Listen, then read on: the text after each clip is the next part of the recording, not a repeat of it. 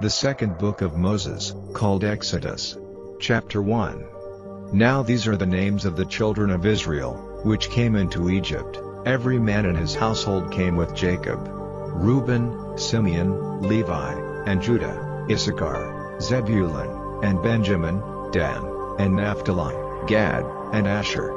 And all the souls that came out of the loins of Jacob were 70 souls, for Joseph was in Egypt already.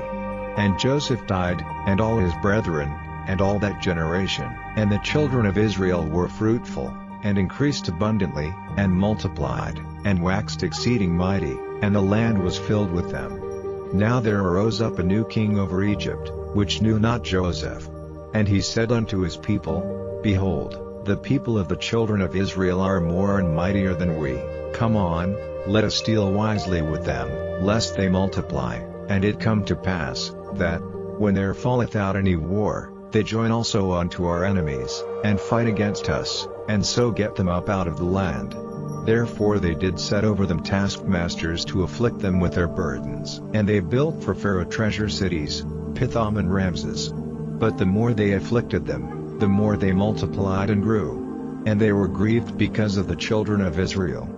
And the Egyptians made the children of Israel to serve with rigor, and they made their lives bitter with hard bondage, in mortar, and in brick, and in all manner of service in the field. All their service, wherein they made them serve, was with rigor. And the king of Egypt spake to the Hebrew midwives, of which the name of the one was Shiphrah, and the name of the other Puah. And he said, When ye do the office of a midwife to the Hebrew women, and see them upon the stools, if it be a son, then ye shall kill him, but if it be a daughter, then she shall live.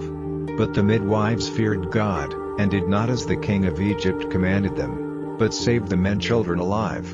And the king of Egypt called for the midwives, and said unto them, Why have ye done this thing, and have saved the men children alive? And the midwives said unto Pharaoh, Because the Hebrew women are not as the Egyptian women, for they are lively, and are delivered ere the midwives come in unto them. Therefore God dealt well with the midwives, and the people multiplied, and waxed very mighty. And it came to pass, because the midwives feared God, that he made them houses. And Pharaoh charged all his people, saying, Every son that is born ye shall cast into the river, and every daughter ye shall save alive. Chapter 2. And there went a man of the house of Levi, and took to wife a daughter of Levi. And the woman conceived, and bare a son, and when she saw him that he was a goodly child, she hid him 3 months.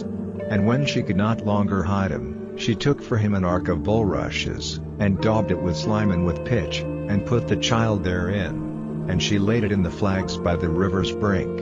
And his sister stood afar off, to wit what would be done to him. And the daughter of Pharaoh came down to wash herself at the river, and her maidens walked along by the river's side. And when she saw the ark among the flags, she sent her maid to fetch it. And when she had opened it, she saw the child, and, behold, the babe wept. And she had compassion on him, and said, This is one of the Hebrews' children. Then said his sister to Pharaoh's daughter, Shall I go and call to thee a nurse of the Hebrew women, that she may nurse the child for thee? And Pharaoh's daughter said to her, Go. And the maid went and called the child's mother. And Pharaoh's daughter said unto her, Take this child away, and nurse it for me, and I will give thee thy wages. And the woman took the child, and nursed it. And the child grew, and she brought him unto Pharaoh's daughter, and he became her son. And she called his name Moses, and she said, Because I drew him out of the water. And it came to pass in those days, when Moses was grown, that he went out unto his brethren, and looked on their burdens, and he spied an Egyptian smiting an Hebrew, one of his brethren. And he looked this way and that way, and when he saw that there was no man, he slew the Egyptian, and hid him in the sand. And when he went out the second day, behold, 2 men of the Hebrews strove together, and he said to him that did the wrong, Wherefore smitest thou thy fellow? And he said, Who made thee a prince and a judge over us? Intendest thou to kill me, as thou killedst the Egyptian? And Moses feared, and said, Surely this thing is known. Now when Pharaoh heard this thing, he sought to slay Moses. But Moses fled from the face of Pharaoh, and dwelt in the land of Midian, and he sat down by a well. Now the priest of Midian had 7 daughters, and they came and drew water, and filled the troughs to water their father's flock. And the shepherds came and drove them away. But Moses stood up and helped them, and watered their flock. And when they came to Reuel their father, he said, How is it that ye are come so soon today? And they said, An Egyptian delivered us out of the hand of the shepherds, and also drew water enough for us, and watered the flock. And he said unto his daughters, And where is he? Why is it that ye have left the man? Call him, that he may eat bread. And Moses was content to dwell with the man, and he gave Moses Zipporah his daughter. And she bare him a son, and he called his name Gershom. For he said, I have been a stranger in a strange land. And it came to pass in process of time, that the king of Egypt died, and the children of Israel sighed by reason of the bondage, and they cried, and their cry came up unto God by reason of the bondage. And God heard their groaning, and God remembered his covenant with Abraham, with Isaac, and with Jacob, and God looked upon the children of Israel, and God had respect unto them. Chapter 3. Now Moses kept the flock of Jethro his father-in-law, the priest of Midian, and he led the flock to the backside of the desert, and came to the mountain of God, even to Horeb. And the angel of the Lord appeared unto him in a flame of fire out of the midst of a bush, and he looked, and, behold, the bush burned with fire, and the bush was not consumed. And Moses said, I will now turn aside, and see this great sight, why the bush is not burnt. And when the Lord saw that he turned aside to see, God called unto him out of the midst of the bush, and said, Moses, Moses. And he said, Here am I. And he said, Draw not nigh hither, put off thy shoes from off thy feet, for the place whereon thou standest is holy ground. Moreover he said, I am the God of thy father, the God of Abraham, the God of Isaac, and the God of Jacob. And Moses hid his face, for he was afraid to look upon God. And the Lord said, I have surely seen the affliction of my people which are in Egypt, and have heard their cry by reason of their taskmasters, for I know their sorrows, and I am come down to deliver them out of the hand of the Egyptians, and to bring them up out of that land unto a good land and a large, unto a land flowing with milk and honey, unto the place of the Canaanites, and the Hittites, and the Amorites, and the Perizzites, and the Hivites, and the Jebusites. Now therefore, behold, the cry of the children of Israel is come unto me, and I have also seen the oppression wherewith the Egyptians oppress them. Come now therefore, and I will send thee unto Pharaoh, that thou mayest bring forth my people the children of Israel out of Egypt. And Moses said unto God, Who am I, that I should go unto Pharaoh, and that I should bring forth the children of Israel out of Egypt? And he said, Certainly I will be with thee, and this shall be a token unto thee, that I have sent thee. When thou hast brought forth the people out of Egypt, ye shall serve God upon this mountain. And Moses said unto God, Behold, when I come unto the children of Israel, and shall say unto them, The God of your fathers hath sent me unto you, and they shall say to me, What is his name? What shall I say unto them? And God said unto Moses, I am that I am. And he said, Thus shalt thou say unto the children of Israel, I am hath sent me unto you. And God said moreover unto Moses, Thus shalt thou say unto the children of Israel, The Lord God of your fathers, the God of Abraham, the God of Isaac, and the God of Jacob, hath sent me unto you. This is my name forever, and this is my memorial unto all generations. Go, and gather the elders of Israel together, and say unto them, The Lord God of your fathers, the God of Abraham, of Isaac, and of Jacob, appeared unto me, saying, I have surely visited you, and seen that which is done to you in Egypt, and I have said, I will bring you up out of the affliction of Egypt unto the land of the Canaanites, and the Hittites, and the Amorites, and the Perizzites, and the Hivites, and the Jebusites, unto a land flowing with milk and honey. And they shall hearken to thy voice, and thou shalt come, thou and the elders of Israel, unto the king of Egypt, and ye shall say unto him, The Lord God of the Hebrews hath met with us, and now let us go, we beseech thee, 3 days' journey into the wilderness, that we may sacrifice to the Lord our God. And I am sure that the king of Egypt will not let you go, no, not by a mighty hand. and I will stretch out my hand, and smite Egypt with all my wonders which I will do in the midst thereof, and after that he will let you go. And I will give this people favor in the sight of the Egyptians, and it shall come to pass, that, when ye go, ye shall not go empty, but every woman shall borrow of her neighbor, and of her that sojourneth in her house, jewels of silver, and jewels of gold, and raiment, and ye shall put them upon your sons, and upon your daughters, and ye shall spoil the Egyptians. Chapter 4. And Moses answered and said, But, behold, they will not believe me, nor hearken unto my voice, for they will say, The Lord hath not appeared unto thee. And the Lord said unto him, What is that in thine hand? And he said, A rod. And he said, Cast it on the ground. And he cast it on the ground, and it became a serpent, and Moses fled from before it. And the Lord said unto Moses, Put forth thine hand, and take it by the tail. And he put forth his hand, and caught it, and it became a rod in his hand, that they may believe that the Lord God of their fathers, the God of Abraham, the God of Isaac, and the God of Jacob, hath appeared unto thee. And the Lord said furthermore unto him, Put now thine hand into thy bosom. And he put his hand into his bosom, and when he took it out, behold, his hand was leprous as snow. And he said, Put thine hand into thy bosom again. And he put his hand into his bosom again, and plucked it out of his bosom, and, behold, it was turned again as his other flesh. And it shall come to pass, if they will not believe thee, neither hearken to the voice of the first sign, that they will believe the voice of the latter sign. And it shall come to pass, if they will not believe also these two signs, neither hearken unto thy voice, that thou shalt take of the water of the river, and pour it upon the dry land, and the water which thou takest out of the river shall become blood upon the dry land. And Moses said unto the Lord, O my Lord, I am not eloquent, neither heretofore, nor since thou hast spoken unto thy servant, but I am slow of speech, and of a slow tongue. And the Lord said unto him, Who hath made man's mouth? Or who maketh the dumb, or deaf, or the seeing, or the blind? Have not I the Lord? Now therefore go, and I will be with thy mouth, and teach thee what thou shalt say. And he said, O my Lord, send, I pray thee, by the hand of him whom thou wilt send.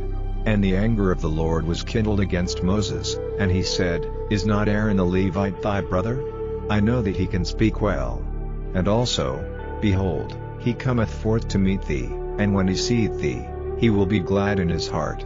And thou shalt speak unto him, and put words in his mouth, and I will be with thy mouth, and with his mouth, and will teach you what ye shall do. And he shall be thy spokesman unto the people, and he shall be, even he shall be to thee instead of a mouth, and thou shalt be to him instead of God. And thou shalt take this rod in thine hand, wherewith thou shalt do signs. And Moses went and returned to Jethro his father-in-law, and said unto him, Let me go, I pray thee, and return unto my brethren which are in Egypt, and see whether they be yet alive. And Jethro said to Moses, Go in peace. And the Lord said unto Moses in Midian, Go, return into Egypt, for all the men are dead which sought thy life. And Moses took his wife and his sons, and set them upon an ass, and he returned to the land of Egypt. And Moses took the rod of God in his hand. And the Lord said unto Moses, When thou goest to return into Egypt, see that thou do all those wonders before Pharaoh, which I have put in thine hand, but I will harden his heart, that he shall not let the people go. And thou shalt say unto Pharaoh, Thus saith the Lord, Israel is my son, even my firstborn. And I say unto thee, Let my son go, that he may serve me, and if thou refuse to let him go, behold, I will slay thy son, even thy firstborn. And it came to pass by the way in the inn, that the Lord met him, and sought to kill him. Then Zipporah took a sharp stone, and cut off the foreskin of her son, and cast it at his feet, and said, Surely a bloody husband art thou to me. So he let him go. Then she said, A bloody husband thou art, because of the circumcision. And the Lord said to Aaron, Go into the wilderness to meet Moses. And he went, and met him in the mount of God, and kissed him. And Moses told Aaron all the words of the Lord who had sent him, and all the signs which he had commanded him. And Moses and Aaron went and gathered together all the elders of the children of Israel, and Aaron spake all the words which the Lord had spoken unto Moses, and did the signs in the sight of the people. And the people believed, and when they heard that the Lord had visited the children of Israel, and that he had looked upon their affliction, then they bowed their heads and worshipped. Chapter 5. And afterward Moses and Aaron went in, and told Pharaoh, Thus saith the Lord God of Israel, Let my people go, that they may hold a feast unto me in the wilderness. And Pharaoh said, Who is the Lord, that I should obey his voice to let Israel go? I know not the Lord, neither will I let Israel go. And they said, The God of the Hebrews hath met with us, let us go, we pray thee, 3 days' journey into the desert, and sacrifice unto the Lord our God, lest he fall upon us with pestilence, or with the sword. And the king of Egypt said unto them, Wherefore do ye, Moses and Aaron, let the people from their works? Get you unto your burdens. And Pharaoh said, Behold, the people of the land now are many, and ye make them rest from their burdens. And Pharaoh commanded the same day the taskmasters of the people, and their officers, saying, Ye shall no more give the people straw to make brick, as heretofore, let them go and gather straw for themselves. And the tale of the bricks, which they did make heretofore, ye shall lay upon them, ye shall not diminish aught thereof, for they be idle. Therefore they cry, saying, Let us go and sacrifice to our God. Let their more work be laid upon the men, that they may labor therein, and let them not regard vain words. And the taskmasters of the people went out, and their officers, and they spake to the people, saying, Thus saith Pharaoh, I will not give you straw, go ye, get ye straw where ye can find it, yet not out of your work shall be diminished. So the people were scattered abroad throughout all the land of Egypt to gather stubble instead of straw. And the taskmasters hasted them, saying, Fulfill your works, your daily tasks, as when there was straw. And the officers of the children of Israel, which Pharaoh's taskmasters had set over them, were beaten, and demanded, Wherefore have ye not fulfilled your task in making brick both yesterday and today, as heretofore? Then the officers of the children of Israel came and cried unto Pharaoh, saying, Wherefore dealest thou thus with thy servants? There is no straw given unto thy servants. And they say to us, Make brick, and, behold, thy servants are beaten, but the fault is in thine own people. But he said, Ye are idle, ye are idle, therefore ye say, Let us go and do sacrifice to the Lord. Go therefore now, and work, for there shall no straw be given you, yet shall ye deliver the tale of bricks. And the officers of the children of Israel did see that they were in evil case, after it was said, Ye shall not minish aught from your bricks of your daily task. And they met Moses and Aaron, who stood in the way, as they came forth from Pharaoh. And they said unto them, The Lord look upon you, and judge, because ye have made our Saviour to be abhorred in the eyes of Pharaoh, and in the eyes of his servants, to put a sword in their hand to slay us. And Moses returned unto the Lord, and said, Lord, wherefore hast thou so evil entreated this people? Why is it that thou hast sent me? For since I came to Pharaoh to speak in thy name, he hath done evil to this people, neither hast thou delivered thy people at all. Chapter 6. Then the Lord said unto Moses, Now shalt thou see what I will do to Pharaoh. For with a strong hand shall he let them go, and with a strong hand shall he drive them out of his land. And God spake unto Moses, and said unto him, I am the Lord, and I appeared unto Abraham, unto Isaac, and unto Jacob, by the name of God Almighty, but by my name Jehovah was I not known to them. And I have also established my covenant with them, to give them the land of Canaan, the land of their pilgrimage, wherein they were strangers. And I have also heard the groaning of the children of Israel, whom the Egyptians keep in bondage, and I have remembered my covenant. Wherefore say unto the children of Israel, I am the Lord, and I will bring you out from under the burdens of the Egyptians, and I will rid you out of their bondage, and I will redeem you with a stretched out arm, and with great judgments, and I will take you to me for a people, and I will be to you a God, and ye shall know that I am the Lord your God, which bringeth you out from under the burdens of the Egyptians. And I will bring you in unto the land, concerning the which I did swear to give it to Abraham, to Isaac, and to Jacob, and I will give it you for an heritage. I am the Lord. And Moses spake so unto the children of Israel, but they hearkened not unto Moses for anguish of spirit, and for cruel bondage. And the Lord spake unto Moses, saying, Go in, speak unto Pharaoh king of Egypt, that he let the children of Israel go out of his land. And Moses spake before the Lord, saying, Behold, the children of Israel have not hearkened unto me, how then shall Pharaoh hear me, who am of uncircumcised lips? And the Lord spake unto Moses and unto Aaron, and gave them a charge unto the children of Israel, and unto Pharaoh king of Egypt, to bring the children of Israel out of the land of Egypt. These be the heads of their fathers' houses, the sons of Reuben the firstborn of Israel, Hanok, and Palu, Hezron, and Carmi. These be the families of Reuben. And the sons of Simeon, Jemuel, and Jamin, and Ohad, and Jachin, and Zohar, and Shaul the son of a Canaanitish woman. These are the families of Simeon. And these are the names of the sons of Levi according to their generations, Gershon, and Kohath, and Merari. And the years of the life of Levi were 137 years. The sons of Gershon, Libni, and Shimi, according to their families. And the sons of Kohath, Amram, and Izhar, and Hebron, and Uzziel. And the years of the life of Kohath were 133 years. And the sons of Merari, Mahali and Mushi. These are the families of Levi according to their generations. And Amram took him Jochebed his father's sister to wife, and she bare him Aaron and Moses. And the years of the life of Amram were 137 years. And the sons of Izhar, Korah, and Nephi, and Zichri. And the sons of Uzziel, Mishael, and Elzaphan, and Zithri.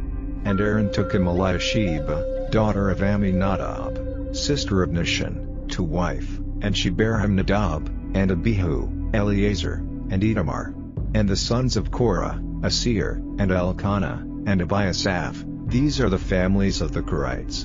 And Eleazar Aaron's son took him one of the daughters of Putiel to wife, and she bare him Phinehas. These are the heads of the fathers of the Levites according to their families. These are that Aaron and Moses, to whom the Lord said, Bring out the children of Israel from the land of Egypt according to their armies.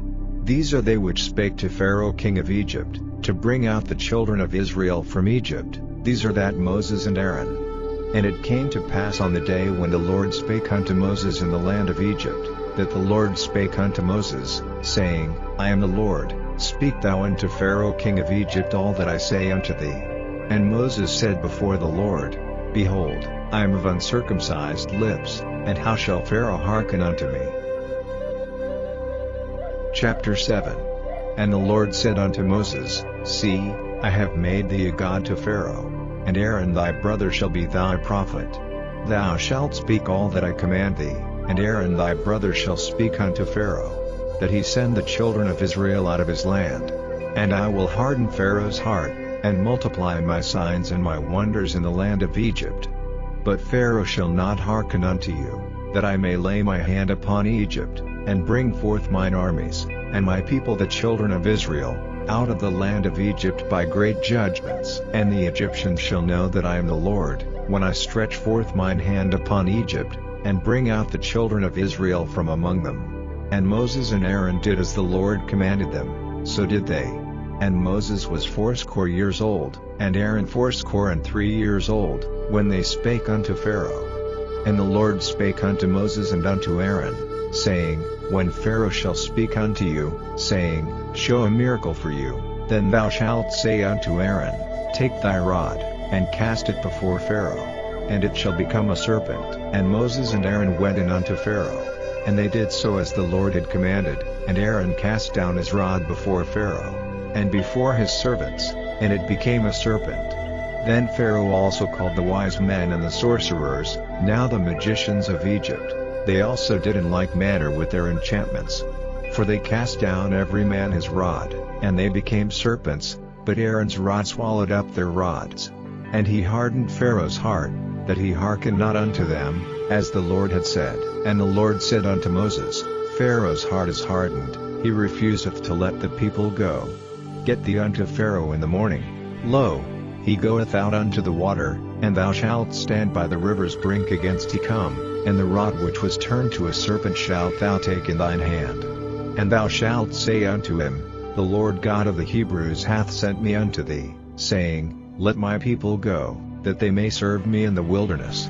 And, behold, hitherto thou wouldest not hear. Thus saith the Lord, In this thou shalt know that I am the Lord. Behold, I will smite with the rod that is in mine hand upon the waters which are in the river, and they shall be churned to blood. And the fish that is in the river shall die, and the river shall stink, and the Egyptians shall loot it to drink of the water of the river. And the Lord spake unto Moses, Say unto Aaron, Take thy rod, and stretch out thine hand upon the waters of Egypt, upon their streams, upon their rivers, and upon their ponds, and upon all their pools of water, that they may become blood, and that there may be blood throughout all the land of Egypt, both in vessels of wood, and in vessels of stone. And Moses and Aaron did so, as the Lord commanded, and he lifted up the rod, and smote the waters that were in the river, in the sight of Pharaoh, and in the sight of his servants, and all the waters that were in the river were turned to blood. And the fish that was in the river died, and the river stank, and the Egyptians could not drink of the water of the river, and there was blood throughout all the land of Egypt. And the magicians of Egypt did so with their enchantments, and Pharaoh's heart was hardened, neither did he hearken unto them, as the Lord had said. And Pharaoh turned and went into his house, neither did he set his heart to this also. And all the Egyptians digged round about the river for water to drink, for they could not drink of the water of the river. And 7 days were fulfilled, after that the Lord had smitten the river. Chapter 8. And the Lord spake unto Moses, Go unto Pharaoh, and say unto him, Thus saith the Lord, Let my people go, that they may serve me. And if thou refuse to let them go, behold, I will smite all thy borders with frogs, and the river shall bring forth frogs abundantly, which shall go up and come into thine house, and into thy bedchamber, and upon thy bed, and into the house of thy servants, and upon thy people, and into thine ovens, and into thine eating troughs, and the frogs shall come up both on thee, and upon thy people, and upon all thy servants. And the Lord spake unto Moses, Say unto Aaron, Stretch forth thine hand with thy rod over the streams, over the rivers, and over the ponds, and cause frogs to come up upon the land of Egypt. And Aaron stretched out his hand over the waters of Egypt, and the frogs came up, and covered the land of Egypt. And the magicians did so with their enchantments, and brought up frogs upon the land of Egypt. Then Pharaoh called for Moses and Aaron, and said, Entreat the Lord, that he may take away the frogs from me, and from my people, and I will let the people go, that they may do sacrifice unto the Lord. And Moses said unto Pharaoh, Glory over me, when shall I entreat for thee, and for thy servants, and for thy people, to destroy the frogs from thee and thy houses, that they may remain in the river only? And he said, Tomorrow. And he said, Be it according to thy word, that thou mayest know that there is none like unto the Lord our God.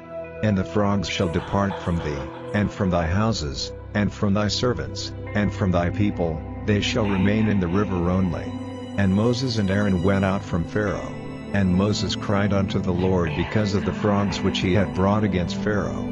And the Lord did according to the word of Moses, and the frogs died out of the houses, out of the villages, and out of the fields. And they gathered them together upon heaps, and the land stank. But when Pharaoh saw that there was respite, he hardened his heart, and hearkened not unto them, as the Lord had said.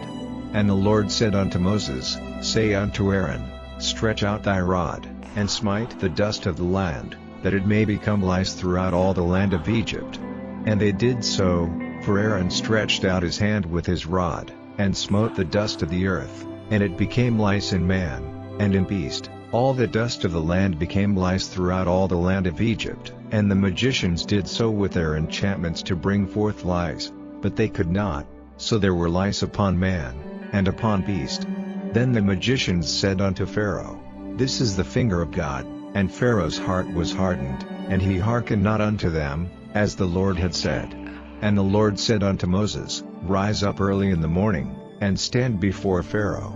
Lo, he cometh forth to the water, and say unto him, Thus saith the Lord, Let my people go, that they may serve me. Else, if thou wilt not let my people go, behold, I will send swarms of flies upon thee, and upon thy servants, and upon thy people, and into thy houses, and the houses of the Egyptians shall be full of swarms of flies, and also the ground whereon they are.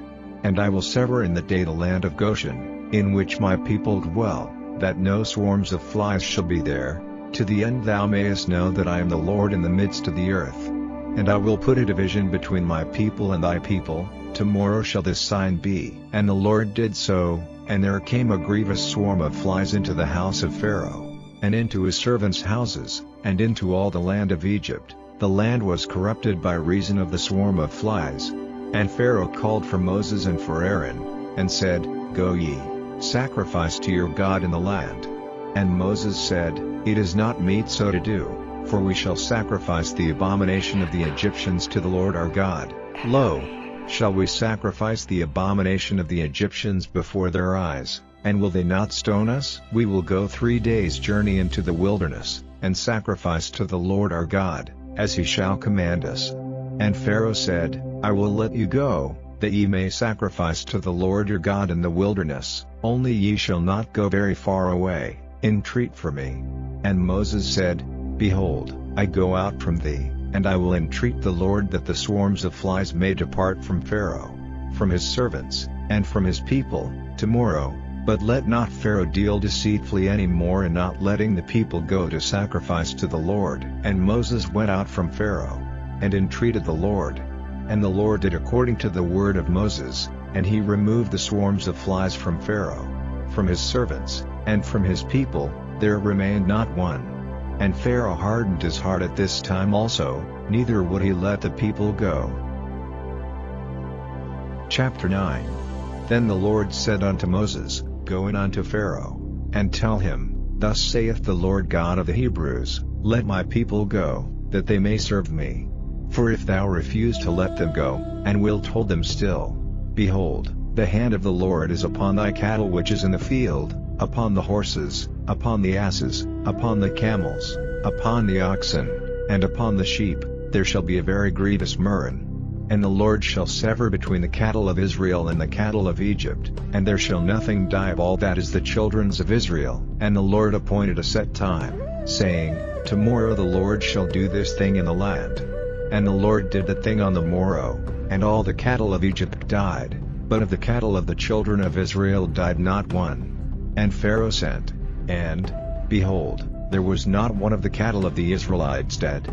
And the heart of Pharaoh was hardened, and he did not let the people go. And the Lord said unto Moses and unto Aaron, Take to you handfuls of ashes of the furnace, and let Moses sprinkle it toward the heaven in the sight of Pharaoh. And it shall become small dust in all the land of Egypt, and shall be a boil breaking forth with blains upon man, and upon beast, throughout all the land of Egypt.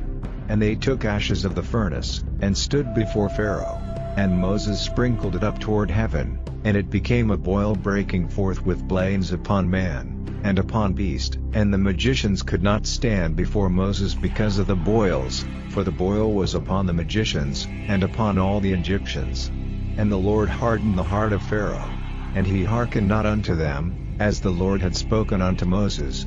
And the Lord said unto Moses, Rise up early in the morning, and stand before Pharaoh, and say unto him, Thus saith the Lord God of the Hebrews, Let my people go, that they may serve me.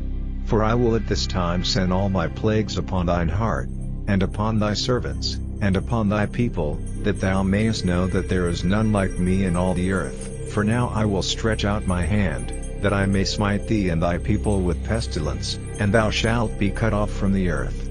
And in very deed for this cause have I raised thee up, for to show in thee my power, and that my name may be declared throughout all the earth. As yet exaltest thou thyself against my people, that thou wilt not let them go?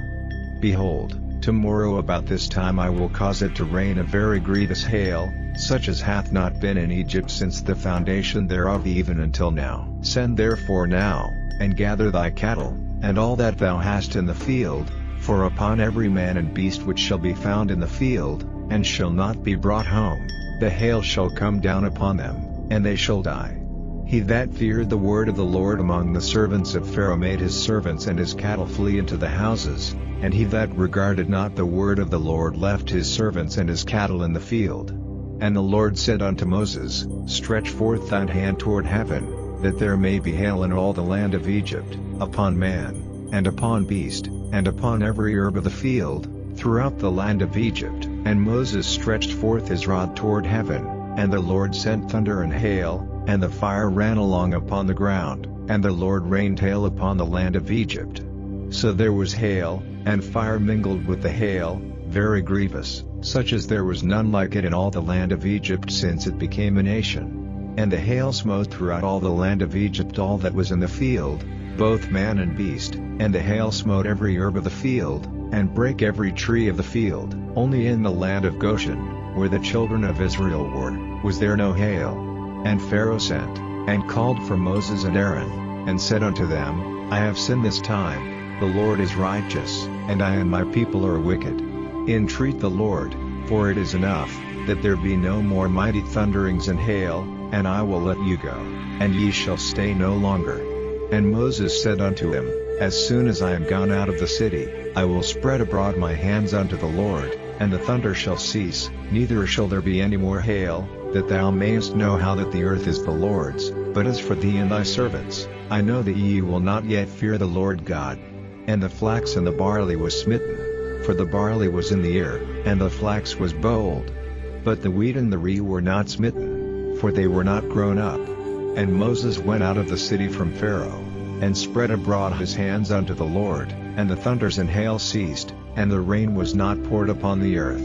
And when Pharaoh saw that the rain and the hail and the thunders were ceased, he sinned yet more, and hardened his heart, he and his servants. And the heart of Pharaoh was hardened, neither would he let the children of Israel go, as the Lord had spoken by Moses.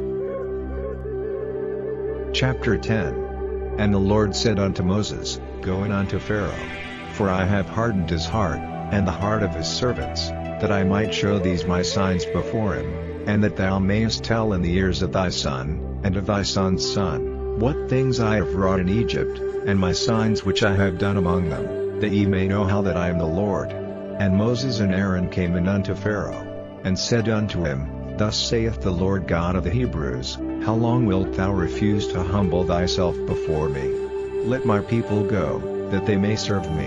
Else, if thou refuse to let my people go, behold, tomorrow will I bring the locusts into thy coast, and they shall cover the face of the earth, that one cannot be able to see the earth, and they shall eat the residue of that which is escaped, which remaineth unto you from the hail, and shall eat every tree which groweth for you out of the field, and they shall fill thy houses, and the houses of all thy servants, and the houses of all the Egyptians, which neither thy fathers, nor thy fathers' fathers have seen, since the day that they were upon the earth unto this day. And he turned himself, and went out from Pharaoh. And Pharaoh's servants said unto him, How long shall this man be a snare unto us? Let the men go, that they may serve the Lord their God. Knowest thou not yet that Egypt is destroyed? And Moses and Aaron were brought again unto Pharaoh. And he said unto them, Go, serve the Lord your God. But who are they that shall go? And Moses said, We will go with our young and with our old, with our sons and with our daughters, with our flocks and with our herds will we go, for we must hold a feast unto the Lord. And he said unto them, Let the Lord be so with you, as I will let you go, and your little ones. Look to it, for evil is before you. Not so, go now ye that are men, and serve the Lord, for that ye did desire. And they were driven out from Pharaoh's presence. And the Lord said unto Moses, Stretch out thine hand over the land of Egypt for the locusts, that they may come up upon the land of Egypt, and eat every herb of the land, even all that the hail hath left. And Moses stretched forth his rod over the land of Egypt, and the Lord brought an east wind upon the land all that day, and all that night, and when it was morning, the east wind brought the locusts. And the locusts went up over all the land of Egypt, and rested in all the coasts of Egypt. Very grievous were they, before them there were no such locusts as they, neither after them shall be such. For they covered the face of the whole earth, so that the land was darkened, and they did eat every herb of the land, and all the fruit of the trees which the hail had left, and there remained not any green thing in the trees, or in the herbs of the field, through all the land of Egypt. Then Pharaoh called for Moses and Aaron in haste, and he said, I have sinned against the Lord your God, and against you. Now therefore forgive, I pray thee, my sin only this once, and entreat the Lord your God, that he may take away from me this death only." And he went out from Pharaoh, and entreated the Lord. And the Lord turned a mighty strong west wind, which took away the locusts, and cast them into the Red Sea. There remained not one locust in all the coasts of Egypt. But the Lord hardened Pharaoh's heart, so that he would not let the children of Israel go. And the Lord said unto Moses, "Stretch out thine hand toward heaven, that there may be darkness over the land of Egypt, even darkness which may be felt." And Moses stretched forth his hand toward heaven, and there was a thick darkness in all the land of Egypt 3 days. They saw not one another, neither rose any from his place for 3 days. But all the children of Israel had light in their dwellings. And Pharaoh called unto Moses, and said, "Go ye, serve the Lord, only let your flocks and your herds be stayed, let your little ones also go with you." And Moses said, "Thou must give us also sacrifices and burnt offerings, that we may sacrifice unto the Lord our God. Our cattle also shall go with us, there shall not an hoof be left behind, for thereof must we take to serve the Lord our God, and we know not with what we must serve the Lord, until we come thither." But the Lord hardened Pharaoh's heart, and he would not let them go. And Pharaoh said unto him, "Get thee from me, take heed to thyself, see my face no more, for in the day thou seest my face thou shalt die." And Moses said, "Thou hast spoken well, I will see thy face again no more." Chapter 11. And the Lord said unto Moses, "Yet will I bring one plague more upon Pharaoh, and upon Egypt, afterwards he will let you go hence. When he shall let you go, he shall surely thrust you out hence altogether. Speak now in the ears of the people, and let every man borrow of his neighbor, and every woman of her neighbor, jewels of silver, and jewels of gold." And the Lord gave the people favor in the sight of the Egyptians. Moreover the man Moses was very great in the land of Egypt, in the sight of Pharaoh's servants, and in the sight of the people. And Moses said, "Thus saith the Lord, about midnight will I go out into the midst of Egypt, and all the firstborn in the land of Egypt shall die, from the firstborn of Pharaoh that sitteth upon his throne, even unto the firstborn of the maidservant that is behind the mill, and all the firstborn of beasts. And there shall be a great cry throughout all the land of Egypt, such as there was none like it, nor shall be like it any more. But against any of the children of Israel shall not a dog move his tongue, against man or beast, that ye may know how that the Lord doth put a difference between the Egyptians and Israel. And all these thy servants shall come down unto me, and bow down themselves unto me, saying, Get thee out, and all the people that follow thee, and after that I will go out." And he went out from Pharaoh in a great anger. And the Lord said unto Moses, "Pharaoh shall not hearken unto you, that my wonders may be multiplied in the land of Egypt." And Moses and Aaron did all these wonders before Pharaoh. And the Lord hardened Pharaoh's heart, so that he would not let the children of Israel go out of his land. Chapter 12. And the Lord spake unto Moses and Aaron in the land of Egypt, saying, "This month shall be unto you the beginning of months, it shall be the first month of the year to you. Speak ye unto all the congregation of Israel, saying, In the 10th day of this month they shall take to them every man a lamb, according to the house of their fathers, a lamb for an house. And if the household be too little for the lamb, let him and his neighbor next unto his house take it according to the number of the souls. Every man according to his eating shall make your account for the lamb. Your lamb shall be without blemish, a male of the first year. Ye shall take it out from the sheep, or from the goats, and ye shall keep it up until the 14th day of the same month. And the whole assembly of the congregation of Israel shall kill it in the evening. And they shall take of the blood, and strike it on the 2 side posts and on the upper door post of the houses, wherein they shall eat it. And they shall eat the flesh in that night, roast with fire, and unleavened bread, and with bitter herbs they shall eat it. Eat not of it raw, nor sodden at all with water, but roast with fire, his head with his legs, and with the purtenance thereof. And ye shall let nothing of it remain until the morning, and that which remaineth of it until the morning ye shall burn with fire. And thus shall ye eat it, with your loins girded, your shoes on your feet, and your staff in your hand, and ye shall eat it in haste. It is the Lord's Passover. For I will pass through the land of Egypt this night, and will smite all the firstborn in the land of Egypt, both man and beast, and against all the gods of Egypt I will execute judgment. I am the Lord. And the blood shall be to you for a token upon the houses where ye are, and when I see the blood, I will pass over you, and the plague shall not be upon you to destroy you, when I smite the land of Egypt. And this day shall be unto you for a memorial, and ye shall keep it a feast to the Lord throughout your generations. Ye shall keep it a feast by an ordinance forever.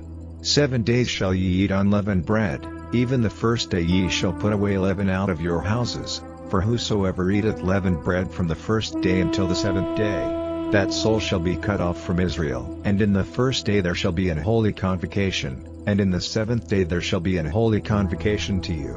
No manner of work shall be done in them, save that which every man must eat, that only may be done of you. And ye shall observe the feast of unleavened bread, for in this selfsame day have I brought your armies out of the land of Egypt. Therefore shall ye observe this day in your generations by an ordinance forever. In the first month, on the 14th day of the month at even, ye shall eat unleavened bread, until the 21st day of the month at even. 7 days shall there be no leaven found in your houses, for whosoever eateth that which is leavened, even that soul shall be cut off from the congregation of Israel, whether he be a stranger, or born in the land.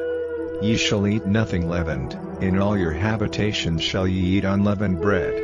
Then Moses called for all the elders of Israel, and said unto them, Draw out and take you a lamb according to your families, and kill the Passover, and ye shall take a bunch of hyssop, and dip it in the blood that is in the basin, and strike the lintel and the 2 side posts with the blood that is in the basin, and none of you shall go out at the door of his house until the morning. For the Lord will pass through to smite the Egyptians, and when he seeth the blood upon the lintel, and on the 2 side posts, the Lord will pass over the door, and will not suffer the destroyer to come in unto your houses to smite you. And ye shall observe this thing for an ordinance to thee and to thy sons forever. And it shall come to pass, when ye be come to the land which the Lord will give you, according as he hath promised, that ye shall keep this service. And it shall come to pass, when your children shall say unto you, What mean ye by this service? That ye shall say, It is the sacrifice of the Lord's Passover, who passed over the houses of the children of Israel in Egypt, when he smote the Egyptians, and delivered our houses. And the people bowed the head and worshipped, and the children of Israel went away, and did as the Lord had commanded Moses and Aaron, so did they. And it came to pass, that at midnight the Lord smote all the firstborn in the land of Egypt, from the firstborn of Pharaoh that sat on his throne unto the firstborn of the captive that was in the dungeon, and all the firstborn of cattle. And Pharaoh rose up in the night, he, and all his servants, and all the Egyptians, and there was a great cry in Egypt, for there was not a house where there was not one dead. And he called for Moses and Aaron by night, and said, Rise up, and get you forth from among my people, both ye and the children of Israel, and go, serve the Lord, as ye have said. Also take your flocks and your herds, as ye have said, and be gone, and bless me also. And the Egyptians were urgent upon the people, that they might send them out of the land in haste, for they said, We be all dead men. And the people took their dough before it was leavened, their kneading troughs being bound up and their clothes upon their shoulders. And the children of Israel did according to the word of Moses, and they borrowed of the Egyptians jewels of silver, and jewels of gold, and raiment, and the Lord gave the people favor in the sight of the Egyptians, so that they lent unto them such things as they required. And they spoiled the Egyptians. And the children of Israel journeyed from Ramesses to Succoth, about 600,000 on foot that were men, beside children, and a mixed multitude went up also with them, and flocks, and herds, even very much cattle. And they baked unleavened cakes of the dough which they brought forth out of Egypt, for it was not leavened, because they were thrust out of Egypt, and could not tarry, neither had they prepared for themselves any victual. Now the sojourning of the children of Israel, who dwelt in Egypt, was 430 years. And it came to pass at the end of the 430 years, even the selfsame day it came to pass, that all the hosts of the Lord went out from the land of Egypt. It is a night to be much observed unto the Lord for bringing them out from the land of Egypt. This is the night of the Lord to be observed of all the children of Israel in their generations. And the Lord said unto Moses and Aaron, This is the ordinance of the Passover, there shall no stranger eat thereof, but every man's servant that is bought for money, when thou hast circumcised him, then shall he eat thereof. A foreigner and an hired servant shall not eat thereof. In one house shall it be eaten. Thou shalt not carry forth aught of the flesh abroad out of the house, neither shall ye break a bone thereof. All the congregation of Israel shall keep it. And when a stranger shall sojourn with thee, and will keep the Passover to the Lord, let all his males be circumcised, and then let him come near and keep it. And he shall be as one that is born in the land, for no uncircumcised person shall eat thereof. One law shall be to him that is homeborn, and unto the stranger that sojourneth among you. Thus did all the children of Israel, as the Lord commanded Moses and Aaron, so did they. And it came to pass the selfsame day, that the Lord did bring the children of Israel out of the land of Egypt by their armies. Chapter 13. And the Lord spake unto Moses, saying, Sanctify unto me all the firstborn, whatsoever openeth the womb among the children of Israel, both of man and of beast, it is mine. And Moses said unto the people, Remember this day, in which ye came out from Egypt, out of the house of bondage, for by strength of hand the Lord brought you out from this place. There shall no leavened bread be eaten. This day came ye out in the month Abib. And it shall be when the Lord shall bring thee into the land of the Canaanites, and the Hittites, and the Amorites, and the Hivites, and the Jebusites, which he sware unto thy fathers to give thee, a land flowing with milk and honey, that thou shalt keep this service in this month. 7 days thou shalt eat unleavened bread, and in the 7th day shall be a feast to the Lord. Unleavened bread shall be eaten 7 days, and there shall no leavened bread be seen with thee, neither shall there be leaven seen with thee in all thy quarters. And thou shalt show thy son in that day, saying, This is done because of that which the Lord did unto me when I came forth out of Egypt. And it shall be for a sign unto thee upon thine hand, and for a memorial between thine eyes, that the Lord's law may be in thy mouth, for with a strong hand hath the Lord brought thee out of Egypt. Thou shalt therefore keep this ordinance in his season from year to year. And it shall be when the Lord shall bring thee into the land of the Canaanites, as he sware unto thee and to thy fathers, and shall give it thee, that thou shalt set apart unto the Lord all that openeth the matrix, and every firstling that cometh of a beast which thou hast, the males shall be the Lord's. And every firstling of an ass thou shalt redeem with a lamb, and if thou wilt not redeem it, then thou shalt break his neck. And all the firstborn of man among thy children shalt thou redeem.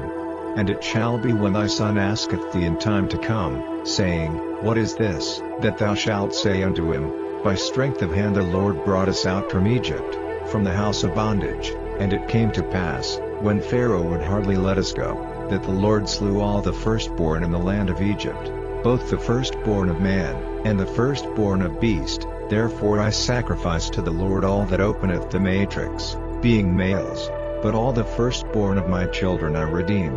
And it shall be for a token upon thine hand, and for frontlets between thine eyes, for by strength of hand the Lord brought us forth out of Egypt. And it came to pass, when Pharaoh had let the people go, that God led them not through the way of the land of the Philistines, although that was near, for God said, Lest peradventure the people repent when they see war, and they return to Egypt. But God led the people about, through the way of the wilderness of the Red Sea, and the children of Israel went up harnessed out of the land of Egypt. And Moses took the bones of Joseph with him, for he had straitly sworn the children of Israel, saying, God will surely visit you, and ye shall carry up my bones away hence with you. And they took their journey from Succoth, and encamped in Etham, in the edge of the wilderness. And the Lord went before them by day in a pillar of a cloud, to lead them the way, and by night in a pillar of fire, to give them light, to go by day and night. He took not away the pillar of the cloud by day, nor the pillar of fire by night, from before the people. Chapter 14. And the Lord spake unto Moses, saying, Speak unto the children of Israel, that they turn and encamp before Pi-hahiroth, between Migdol and the sea, over against Baal-zephon, before it shall ye encamp by the sea. For Pharaoh will say of the children of Israel, They are entangled in the land, the wilderness hath shut them in. And I will harden Pharaoh's heart, that he shall follow after them, and I will be honored upon Pharaoh, and upon all his host, that the Egyptians may know that I am the Lord. And they did so. And it was told the king of Egypt that the people fled, And the heart of Pharaoh and of his servants was turned against the people, and they said, "Why have we done this, that we have let Israel go from serving us?" And he made ready his chariot, and took his people with him, and he took 600 chosen chariots, and all the chariots of Egypt, and captains over every one of them. And the Lord hardened the heart of Pharaoh king of Egypt, and he pursued after the children of Israel, and the children of Israel went out with an high hand, but the Egyptians pursued after them, all the horses and chariots of Pharaoh, and his horsemen, and his army, and overtook them encamping by the sea, beside Pi-hahiroth, before Baal-zephon. And when Pharaoh drew nigh, the children of Israel lifted up their eyes, and, behold, the Egyptians marched after them, and they were sore afraid. And the children of Israel cried out unto the Lord. And they said unto Moses, Because there were no graves in Egypt, hast thou taken us away to die in the wilderness? Wherefore hast thou dealt thus with us, to carry us forth out of Egypt? Is not this the word that we did tell thee in Egypt, saying, Let us alone, that we may serve the Egyptians? For it had been better for us to serve the Egyptians, than that we should die in the wilderness. And Moses said unto the people, Fear ye not, stand still, and see the salvation of the Lord, which he will show to you today. For the Egyptians whom ye have seen today, ye shall see them again no more forever. The Lord shall fight for you, and ye shall hold your peace. And the Lord said unto Moses, Wherefore criest thou unto me? Speak unto the children of Israel, that they go forward, but lift thou up thy rod, and stretch out thine hand over the sea, and divide it, and the children of Israel shall go on dry ground through the midst of the sea. And I, behold, I will harden the hearts of the Egyptians, and they shall follow them, and I will get me honor upon Pharaoh, and upon all his host, upon his chariots, and upon his horsemen. And the Egyptians shall know that I am the Lord, when I have gotten me honor upon Pharaoh, upon his chariots, and upon his horsemen. And the angel of God, which went before the camp of Israel, removed and went behind them, and the pillar of the cloud went from before their face, and stood behind them, and it came between the camp of the Egyptians and the camp of Israel, and it was a cloud and darkness to them, but it gave light by night to these, so that the one came not near the other all the night. And Moses stretched out his hand over the sea, and the Lord caused the sea to go back by a strong east wind all that night, and made the sea dry land, and the waters were divided. And the children of Israel went into the midst of the sea upon the dry ground, and the waters were a wall unto them on their right hand, and on their left. And the Egyptians pursued, and went in after them to the midst of the sea, even all Pharaoh's horses, his chariots, and his horsemen.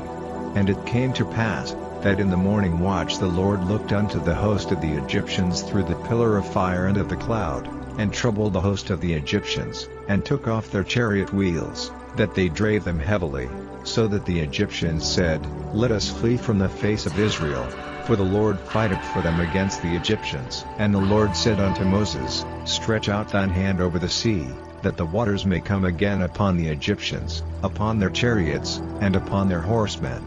And Moses stretched forth his hand over the sea, and the sea returned to his strength when the morning appeared, and the Egyptians fled against it. And the Lord overthrew the Egyptians in the midst of the sea. And the waters returned, and covered the chariots, and the horsemen, and all the host of Pharaoh that came into the sea after them. There remained not so much as one of them, but the children of Israel walked upon dry land in the midst of the sea, and the waters were a wall unto them on their right hand, and on their left. Thus the Lord saved Israel that day out of the hand of the Egyptians, and Israel saw the Egyptians dead upon the seashore. And Israel saw that great work which the Lord did upon the Egyptians, and the people feared the Lord, and believed the Lord, and his servant Moses. Chapter 15. Then sang Moses and the children of Israel this song unto the Lord, and spake, saying, I will sing unto the Lord, for he hath triumphed gloriously, the horse and his rider hath he thrown into the sea. The Lord is my strength and song, and he is become my salvation. He is my God, and I will prepare him an habitation, my father's God, and I will exalt him. The Lord is a man of war, the Lord is his name. Pharaoh's chariots and his host hath he cast into the sea, his chosen captains also are drowned in the Red Sea. The depths have covered them, they sank into the bottom as a stone. Thy right hand, O Lord, is become glorious in power, thy right hand, O Lord, hath dashed in pieces the enemy. And in the greatness of thine excellency thou hast overthrown them that rose up against thee, thou sentest forth thy wrath, which consumed them as stubble. And with the blast of thy nostrils the waters were gathered together, the floods stood upright as an heap, and the depths were congealed in the heart of the sea. The enemy said, I will pursue, I will overtake, I will divide the spoil, my lust shall be satisfied upon them, I will draw my sword, my hand shall destroy them. Thou didst blow with thy wind, the sea covered them, they sank as lead in the mighty waters. Who is like unto thee, O Lord, among the gods? Who is like thee, glorious in holiness, fearful in praises, doing wonders? Thou stretchedst out thy right hand, the earth swallowed them. Thou in thy mercy hast led forth the people which thou hast redeemed, thou hast guided them in thy strength unto thy holy habitation. The people shall hear, and be afraid, sorrow shall take hold on the inhabitants of Palestina. Then the dukes of Edom shall be amazed, the mighty men of Moab, trembling shall take hold upon them, all the inhabitants of Canaan shall melt away, fear and dread shall fall upon them. By the greatness of thine arm they shall be as still as a stone, till thy people pass over, O Lord, till the people pass over, which thou hast purchased. Thou shalt bring them in, and plant them in the mountain of thine inheritance, in the place, O Lord, which thou hast made for thee to dwell in the sanctuary, O Lord, which thy hands have established.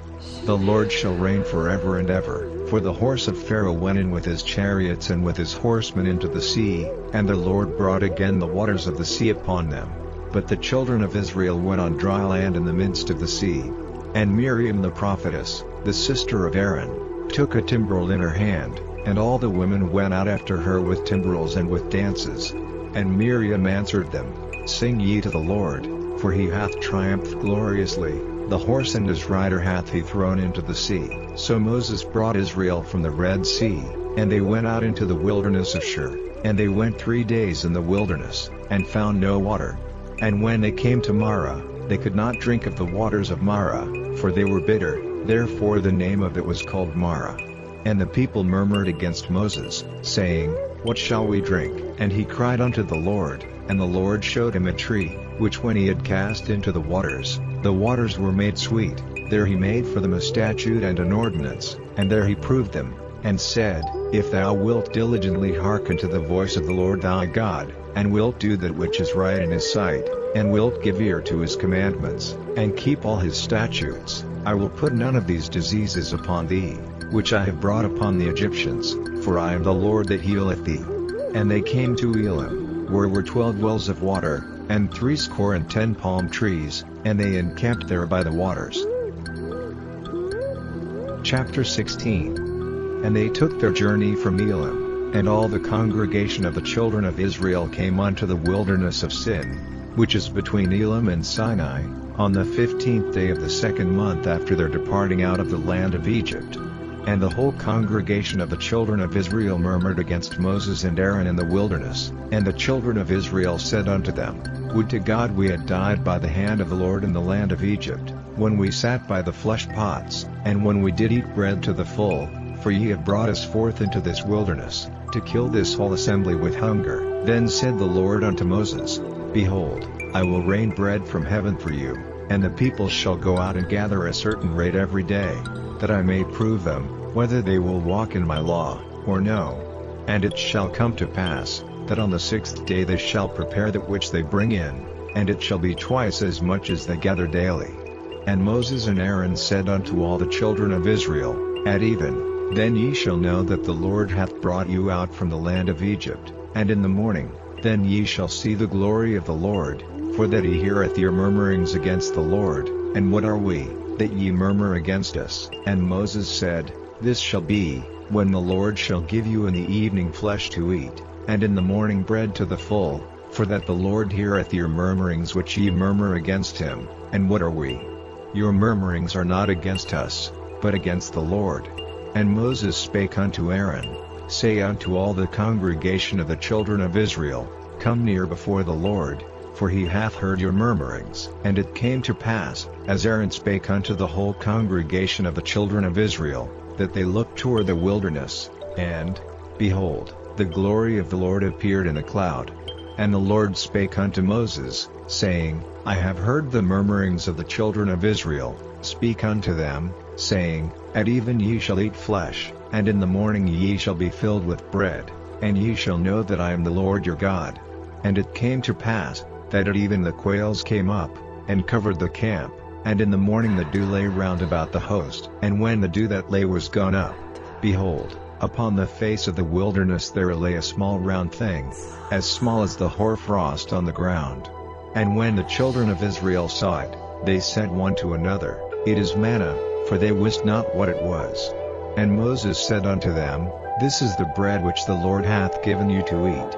This is the thing which the Lord hath commanded, gather of it every man according to his eating, an omer for every man, according to the number of your persons, take ye every man for them which are in his tents. And the children of Israel did so, and gathered, some more, some less. And when they did meet it with an omer, he that gathered much had nothing over, and he that gathered little had no lack. They gathered every man according to his eating. And Moses said, Let no man leave of it till the morning. Notwithstanding they hearkened not unto Moses, but some of them left of it until the morning, and it bred worms, and stank, and Moses was wroth with them. And they gathered it every morning, every man according to his eating, and when the sun waxed hot, it melted. And it came to pass, that on the 6th day they gathered twice as much bread, 2 omers for one man. And all the rulers of the congregation came and told Moses. And he said unto them, This is that which the Lord hath said, Tomorrow is the rest of the holy Sabbath unto the Lord.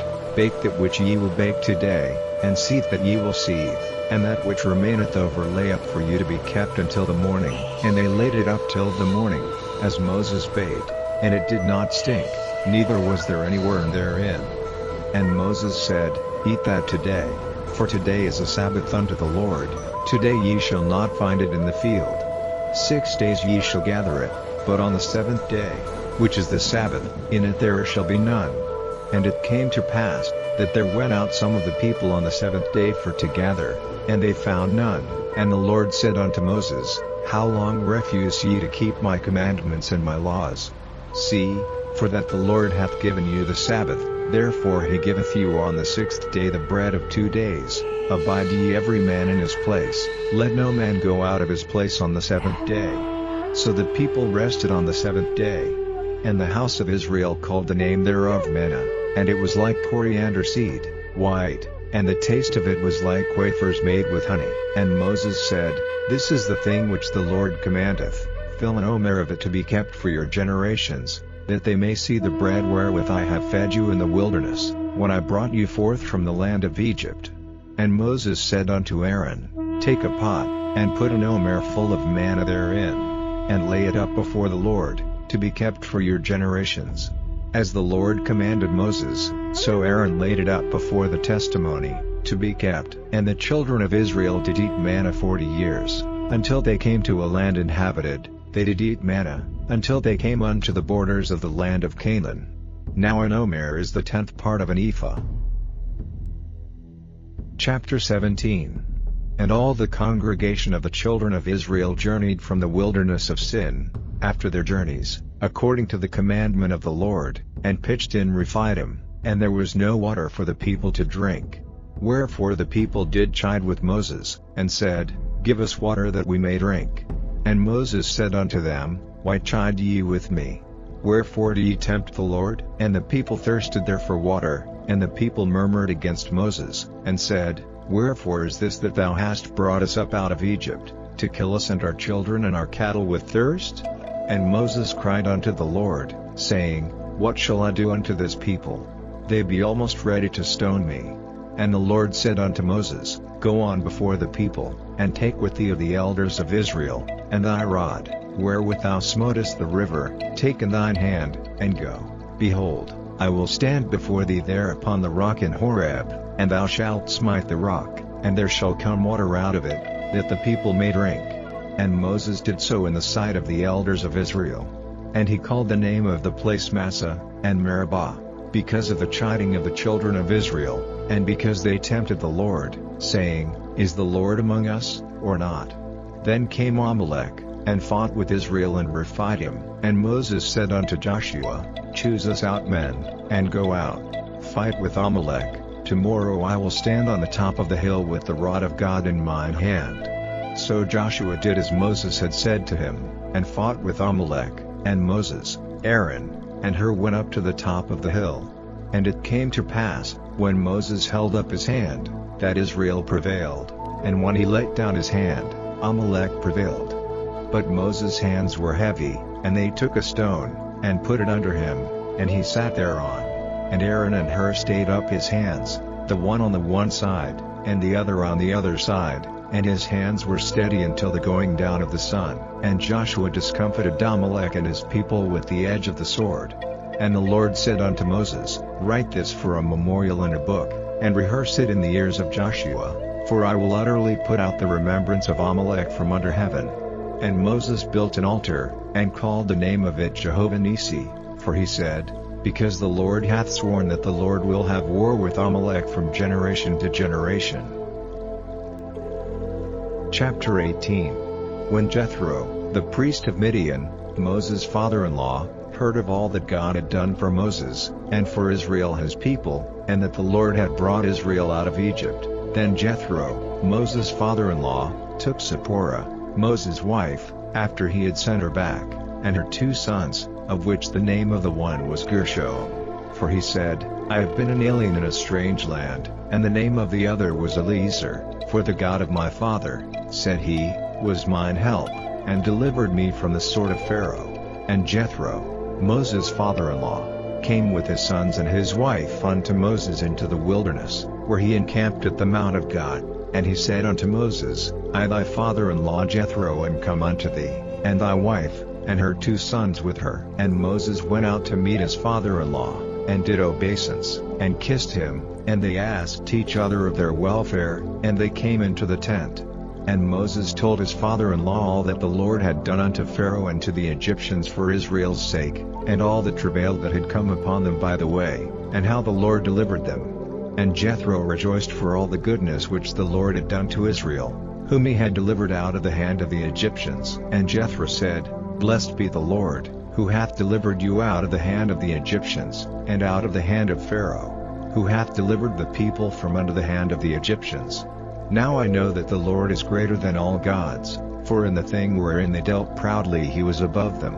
And Jethro, Moses' father-in-law, took a burnt offering and sacrifices for God, and Aaron came, and all the elders of Israel, to eat bread with Moses' father-in-law before God. And it came to pass on the morrow, that Moses sat to judge the people, and the people stood by Moses from the morning unto the evening. And when Moses' father-in-law saw all that he did to the people, he said, What is this thing that thou doest to the people?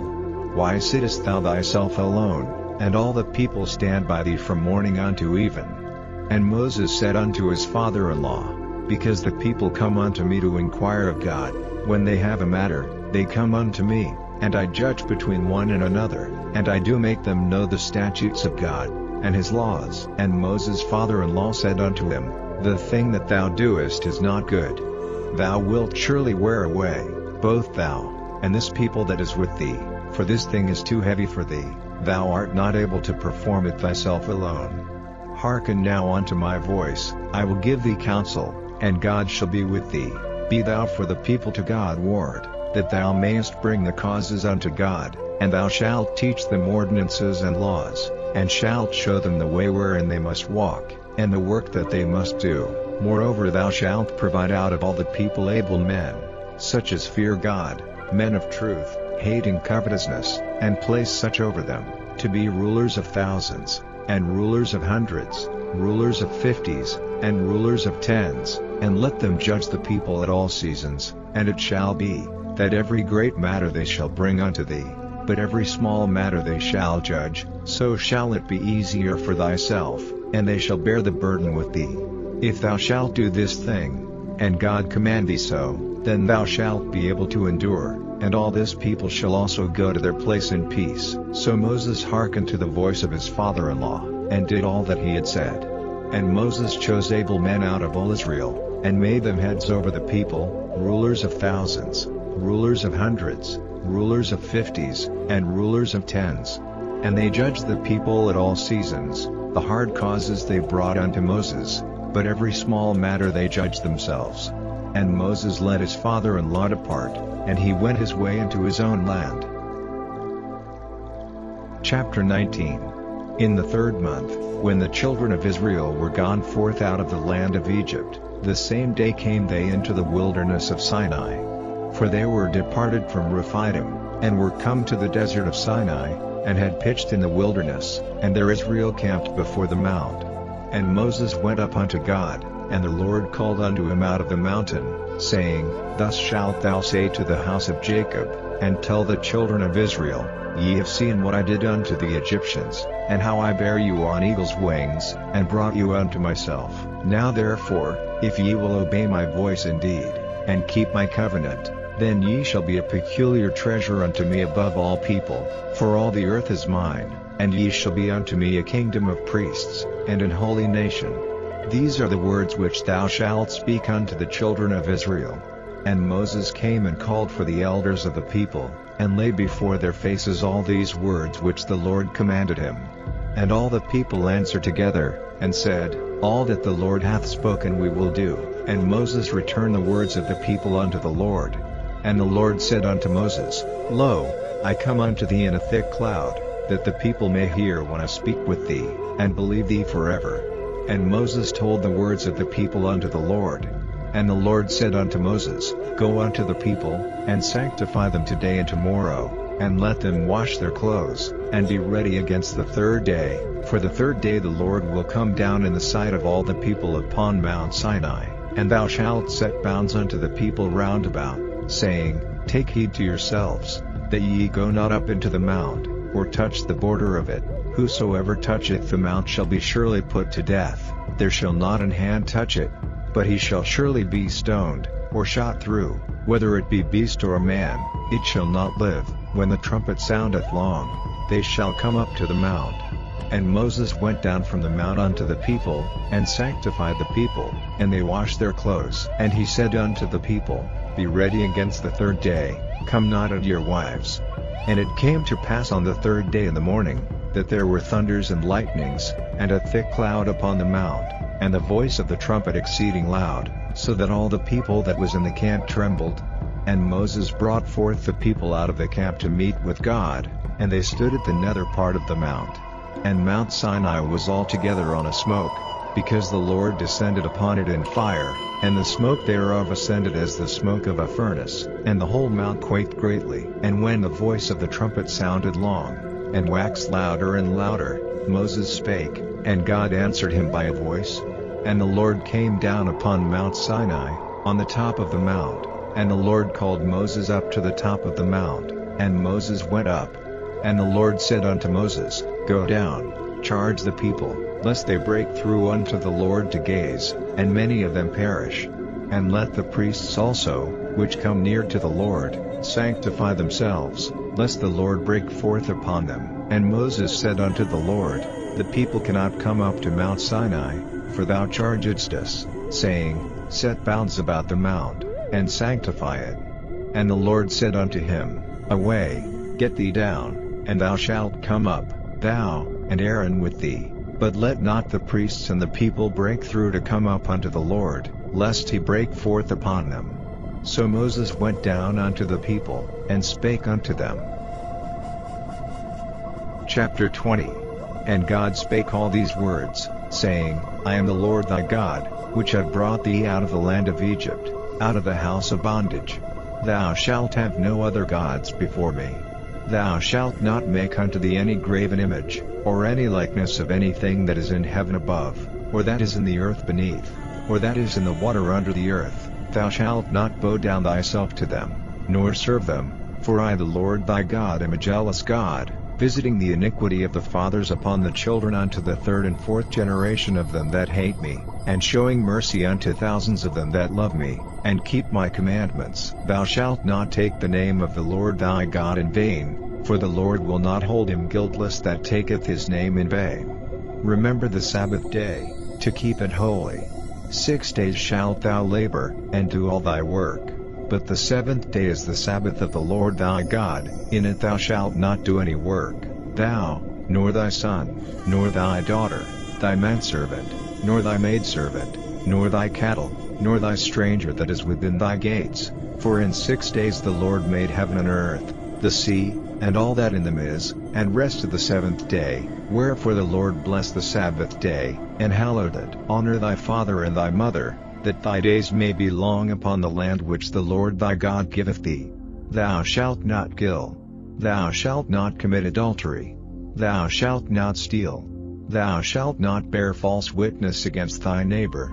Thou shalt not covet thy neighbor's house. Thou shalt not covet thy neighbor's wife, nor his manservant, nor his maidservant, nor his ox, nor his ass, nor anything that is thy neighbor's. And all the people saw the thunderings, and the lightnings, and the noise of the trumpet, and the mountain smoking. And when the people saw it, they removed, and stood afar off. And they said unto Moses, Speak thou with us, and we will hear, but let not God speak with us, lest we die. And Moses said unto the people, Fear not, for God is come to prove you, and that his fear may be before your faces, that ye sin not. And the people stood afar off, and Moses drew near unto the thick darkness where God was. And the Lord said unto Moses, Thus thou shalt say unto the children of Israel, Ye have seen that I have talked with you from heaven. Ye shall not make with me gods of silver, neither shall ye make unto you gods of gold. An altar of earth thou shalt make unto me, and shalt sacrifice thereon thy burnt offerings, and thy peace offerings, thy sheep, and thine oxen. In all places where I record my name I will come unto thee, and I will bless thee. And if thou wilt make me an altar of stone, thou shalt not build it of hewn stone, for if thou lift up thy tool upon it, thou hast polluted it. Neither shalt thou go up by steps unto mine altar, that thy nakedness be not discovered thereon. Chapter 21. Now these are the judgments which thou shalt set before them. If thou buy an Hebrew servant, 6 years he shall serve, and in the 7th he shall go out free for nothing. If he came in by himself, he shall go out by himself. If he were married, then his wife shall go out with him. If his master have given him a wife, and she have borne him sons or daughters, the wife and her children shall be her master's, and he shall go out by himself. And if the servant shall plainly say, I love my master, my wife, and my children, I will not go out free, then his master shall bring him unto the judges. He shall also bring him to the door, or unto the doorpost, and his master shall bore his ear through with an awl, and he shall serve him forever. And if a man sell his daughter to be a maidservant, she shall not go out as the menservants do. If she please not her master, who hath betrothed her to himself, then shall he let her be redeemed. To sell her unto a strange nation he shall have no power, seeing he hath dealt deceitfully with her. And if he have betrothed her unto a son, he shall deal with her after the manner of daughters. If he take him another wife, her food, her raiment, and her duty of marriage, shall he not diminish? And if he do not these three unto her, then shall she go out free without money. He that smiteth a man, so that he die, shall be surely put to death. And if a man lie not in wait, but God deliver him into his hand, then I will appoint thee a place whither he shall flee. But if a man come presumptuously upon his neighbor, to slay him with guile, thou shalt take him from mine altar, that he may die. And he that smiteth his father, or his mother, shall be surely put to death. And he that stealeth a man, and selleth him, or if he be found in his hand, he shall surely be put to death. And he that curseth his father, or his mother, shall surely be put to death. And if men strive together, and one smite another with a stone, or with his fist, and he die not, but keepeth his bed, if he rise again, and walk abroad upon his staff, then shall he that smote him be quit. Only he shall pay for the loss of his time, and shall cause him to be thoroughly healed. And if a man smite his servant, or his maid, with a rod, and he die under his hand, he shall be surely punished. Notwithstanding, if he continue a day or two, he shall not be punished, for he is his money. If men strive, and hurt a woman with child, so that her fruit depart from her, and yet no mischief follow, he shall be surely punished, according as the woman's husband will lay upon him, and he shall pay as the judges determine. And if any mischief follow, then thou shalt give life for life, eye for eye, tooth for tooth, hand for hand, foot for foot, burning for burning, wound for wound, stripe for stripe. And if a man smite the eye of his servant, or the eye of his maid, that it perish, he shall let him go free for his eye's sake. And if he smite out his manservant's tooth, or his maidservant's tooth, he shall let him go free for his tooth's sake. If an ox gore a man or a woman, that they die, then the ox shall be surely stoned, and his flesh shall not be eaten, but the owner of the ox shall be quit. But if the ox were wont to push with his horn in time past, and it hath been testified to his owner, and he hath not kept him in, but that he hath killed a man or a woman, the ox shall be stoned, and his owner also shall be put to death. If there be laid on him a sum of money, then he shall give for the ransom of his life whatsoever is laid upon him. Whether he have gored a son, or have gored a daughter, according to this judgment shall it be done unto him. If the ox shall push a manservant or a maidservant, he shall give unto their master 30 shekels of silver, and the ox shall be stoned. And if a man shall open a pit, or if a man shall dig a pit, and not cover it, and an ox or an ass fall therein, the owner of the pit shall make it good, and give money unto the owner of them, and the dead beast shall be his. And if one man's ox hurt another's, that he die, then they shall sell the live ox, and divide the money of it, and the dead ox also they shall divide. Or if it be known that the ox hath used to push in time past, and his owner hath not kept him in, he shall surely pay ox for ox, and the dead shall be his own. Chapter 22. If a man shall steal an ox, or a sheep, and kill it, or sell it, he shall restore 5 oxen for an ox, and 4 sheep for a sheep.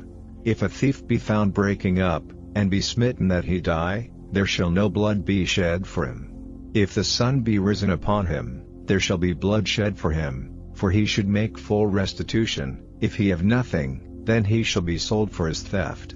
If the theft be certainly found in his hand alive, whether it be ox, or ass, or sheep, he shall restore double. If a man shall cause a field or vineyard to be eaten, and shall put in his beast, and shall feed in another man's field, of the best of his own field, and of the best of his own vineyard, shall he make restitution. If fire break out, and catch in thorns, so that the stacks of corn, or the standing corn, or the field, be consumed therewith, he that kindled the fire shall surely make restitution. If a man shall deliver unto his neighbor money or stuff to keep, and it be stolen out of the man's house, if the thief be found, let him pay double. If the thief be not found, then the master of the house shall be brought unto the judges, to see whether he have put his hand unto his neighbor's goods. For all manner of trespass, whether it be for ox, for ass, for sheep, for raiment, or for any manner of lost thing, which another challengeth to be his, the cause of both parties shall come before the judges, and whom the judges shall condemn, he shall pay double unto his neighbor. If a man deliver unto his neighbor an ass, or an ox, or a sheep, or any beast, to keep, and it die, or be hurt, or driven away, no man seeing it, then shall an oath of the Lord be between them both, that he hath not put his hand unto his neighbor's goods, and the owner of it shall accept thereof, and he shall not make it good. And if it be stolen from him, he shall make restitution unto the owner thereof. If it be torn in pieces, then let him bring it for witness, and he shall not make good that which was torn. And if a man borrow aught of his neighbor, and it be hurt, or die, the owner thereof being not with it, he shall surely make it good.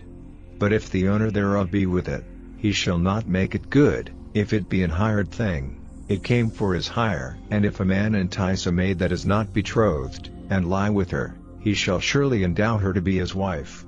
If her father utterly refuse to give her unto him, he shall pay money according to the dowry of virgins. Thou shalt not suffer a witch to live. Whosoever lieth with a beast shall surely be put to death. He that sacrificeth unto any god, save unto the Lord only, he shall be utterly destroyed. Thou shalt neither vex a stranger, nor oppress him, for ye were strangers in the land of Egypt. Ye shall not afflict any widow, or fatherless child. If thou afflict them in any wise, and they cry it all unto me, I will surely hear their cry, and my wrath shall wax hot, and I will kill you with the sword, and your wives shall be widows, and your children fatherless. If thou lend money to any of my people that is poor by thee, thou shalt not be to him as an usurer, neither shalt thou lay upon him usury. If thou at all take thy neighbor's raiment to pledge, thou shalt deliver it unto him by that the sun goeth down, for that is his covering only, it is his raiment for his skin, wherein shall he sleep. And it shall come to pass, when he crieth unto me, that I will hear, for I am gracious. Thou shalt not revile the gods, nor curse the ruler of thy people. Thou shalt not delay to offer the first of thy ripe fruits, and of thy liquors, the firstborn of thy sons shalt thou give unto me. Likewise shalt thou do with thine oxen, and with thy sheep, 7 days it shall be with his dam, on the 8th day thou shalt give it me. And ye shall be holy men unto me, neither shall ye eat any flesh that is torn of beasts in the field, ye shall cast it to the dogs. Chapter 23. Thou shalt not raise a false report, put not thine hand with the wicked to be an unrighteous witness. Thou shalt not follow a multitude to do evil, neither shalt thou speak in a cause to decline after many to wrest judgment, neither shalt thou countenance a poor man in his cause. If thou meet thine enemy's ox or his ass going astray, thou shalt surely bring it back to him again. If thou see the ass of him that hateth thee lying under his burden, and wouldest forbear to help him, thou shalt surely help with him. Thou shalt not wrest the judgment of thy poor in his cause. Keep thee far from a false matter, and the innocent and righteous slay thou not, for I will not justify the wicked. And thou shalt take no gift, for the gift blindeth the wise, and perverteth the words of the righteous. Also thou shalt not oppress a stranger, for ye know the heart of a stranger, seeing ye were strangers in the land of Egypt. And 6 years thou shalt sow thy land, and shalt gather in the fruits thereof, but the 7th year thou shalt let it rest and lie still, that the poor of thy people may eat, and what they leave the beasts of the field shall eat.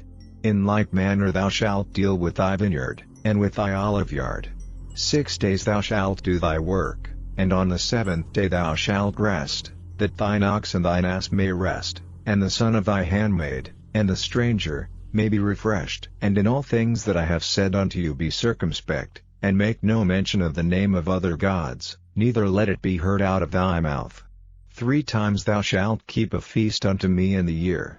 Thou shalt keep the feast of unleavened bread, thou shalt eat unleavened bread 7 days, as I commanded thee, in the time appointed of the month Abib, for in it thou camest out from Egypt, and none shall appear before me empty. And the feast of harvest, the firstfruits of thy labors, which thou hast sown in the field, and the feast of ingathering, which is in the end of the year, when thou hast gathered in thy labors out of the field. 3 times in the year all thy males shall appear before the Lord God. Thou shalt not offer the blood of my sacrifice with leavened bread, neither shall the fat of my sacrifice remain until the morning. The first of the firstfruits of thy land thou shalt bring into the house of the Lord thy God. Thou shalt not see the kid in his mother's milk. Behold, I send an angel before thee, to keep thee in the way, and to bring thee into the place which I have prepared. Beware of him, and obey his voice, provoke him not, for he will not pardon your transgressions, for my name is in him. But if thou shalt indeed obey his voice, and do all that I speak, then I will be an enemy unto thine enemies, and an adversary unto thine adversaries. For mine angel shall go before thee, and bring thee in unto the Amorites, and the Hittites, and the Perizzites, and the Canaanites, and the Hivites, and the Jebusites, and I will cut them off. Thou shalt not bow down to their gods, nor serve them, nor do after their works, but thou shalt utterly overthrow them, and quite break down their images. And ye shall serve the Lord your God, and he shall bless thy bread, and thy water, and I will take sickness away from the midst of thee. There shall nothing cast their young, nor be barren, in thy land. The number of thy days I will fulfill. I will send my fear before thee, and will destroy all the people to whom thou shalt come, and I will make all thine enemies turn their backs unto thee. And I will send hornets before thee, which shall drive out the Hivite, the Canaanite, and the Hittite, from before thee. I will not drive them out from before thee in 1 year, lest the land become desolate, and the beast of the field multiply against thee. By little and little I will drive them out from before thee, until thou be increased, and inherit the land. And I will set thy bounds from the Red Sea even unto the sea of the Philistines, and from the desert unto the river, for I will deliver the inhabitants of the land into your hand, and thou shalt drive them out before thee. Thou shalt make no covenant with them, nor with their gods. They shall not dwell in thy land, lest they make thee sin against me, for if thou serve their gods, it will surely be a snare unto thee. Chapter 24. And he said unto Moses, Come up unto the Lord, thou, and Aaron, Nadab, and Abihu, and 70 of the elders of Israel, and worship ye afar off. And Moses alone shall come near the Lord, but they shall not come nigh, neither shall the people go up with him. And Moses came and told the people all the words of the Lord, and all the judgments, and all the people answered with one voice, and said, All the words which the Lord hath said will we do. And Moses wrote all the words of the Lord, and rose up early in the morning, and builded an altar under the hill, and 12 pillars, according to the 12 tribes of Israel. And he sent young men of the children of Israel, which offered burnt offerings, and sacrificed peace offerings of oxen unto the Lord. And Moses took half of the blood, and put it in basins, and half of the blood he sprinkled on the altar. And he took the book of the covenant, and read in the audience of the people, and they said, All that the Lord hath said will we do, and be obedient. And Moses took the blood, and sprinkled it on the people, and said, Behold the blood of the covenant, which the Lord hath made with you concerning all these words. Then went up Moses, and Aaron, Nadab, and Abihu, and 70 of the elders of Israel, and they saw the God of Israel, and there was under his feet as it were a paved work of a sapphire stone, and as it were the body of heaven in his clearness. And upon the nobles of the children of Israel he laid not his hand. Also they saw God, and did eat and drink. And the Lord said unto Moses, Come up to me into the mount, and be there, and I will give thee tables of stone, and a law, and commandments which I have written, that thou mayest teach them.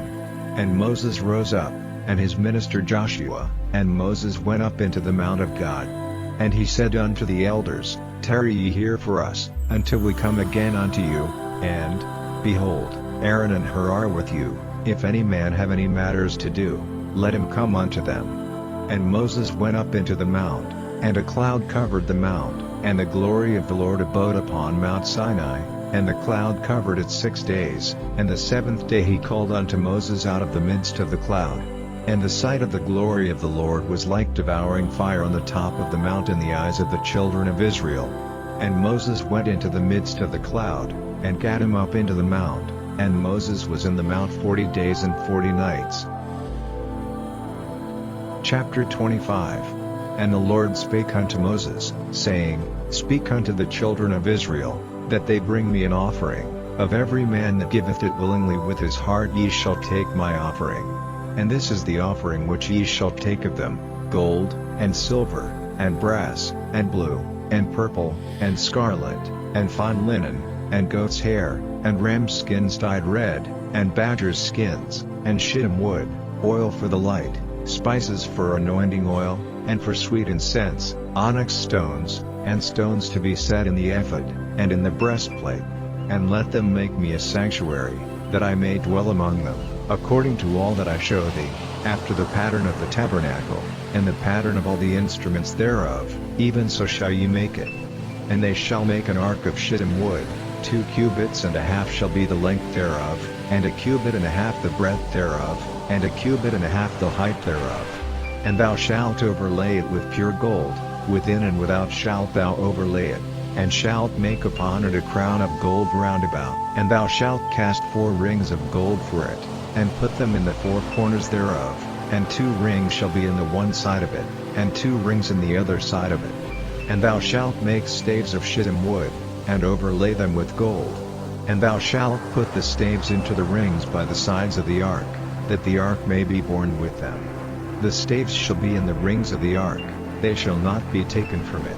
And thou shalt put into the ark the testimony which I shall give thee. And thou shalt make a mercy seat of pure gold, 2 cubits and a half shall be the length thereof, and a cubit and a half the breadth thereof. And thou shalt make 2 cherubims of gold, of beaten work shalt thou make them, in the 2 ends of the mercy seat. And make 1 cherub on the one end, and the other cherub on the other end, even of the mercy seat shall ye make the cherubims on the 2 ends thereof. And the cherubims shall stretch forth their wings on high, covering the mercy seat with their wings, and their faces shall look one to another.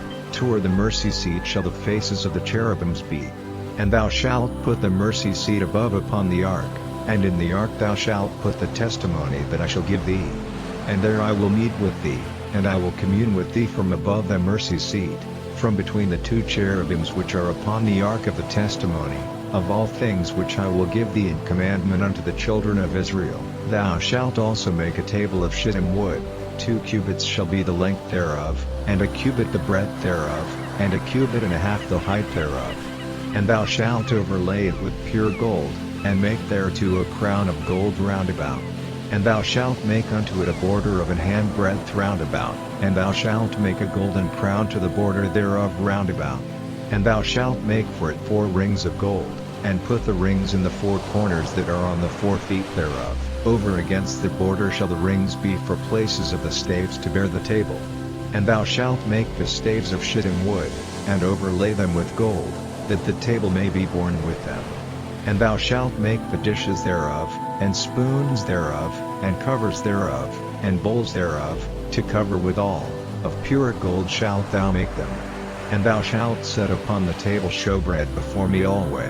And thou shalt make a candlestick of pure gold, of beaten work shall the candlestick be made, his shaft, and his branches, his bowls, his knobs, and his flowers, shall be of the same. And 6 branches shall come out of the sides of it, 3 branches of the candlestick out of the one side, and 3 branches of the candlestick out of the other side, 3 bowls made like unto almonds, with a knop and a flower in one branch, and 3 bowls made like almonds in the other branch, with a knop and a flower. So in the 6 branches that come out of the candlestick. And in the candlestick shall be 4 bowls made like unto almonds, with their knops and their flowers. And there shall be a knop under 2 branches of the same, and a knop under 2 branches of the same, and a knop under 2 branches of the same, according to the 6 branches that proceed out of the candlestick. Their knops and their branches shall be of the same, all it shall be one beaten work of pure gold. And thou shalt make the 7 lamps thereof, and they shall light the lamps thereof, that they may give light over against it. And the tongues thereof, and the snuff dishes thereof, shall be of pure gold. Of a talent of pure gold shall he make it, with all these vessels. And look that thou make them after their pattern, which was showed thee in the mount. Chapter 26. Moreover thou shalt make the tabernacle with 10 curtains of fine twined linen, and blue, and purple, and scarlet, with cherubims of cunning work shalt thou make them. The length of one curtain shall be 28 cubits, and the breadth of one curtain 4 cubits, and every one of the curtains shall have one measure.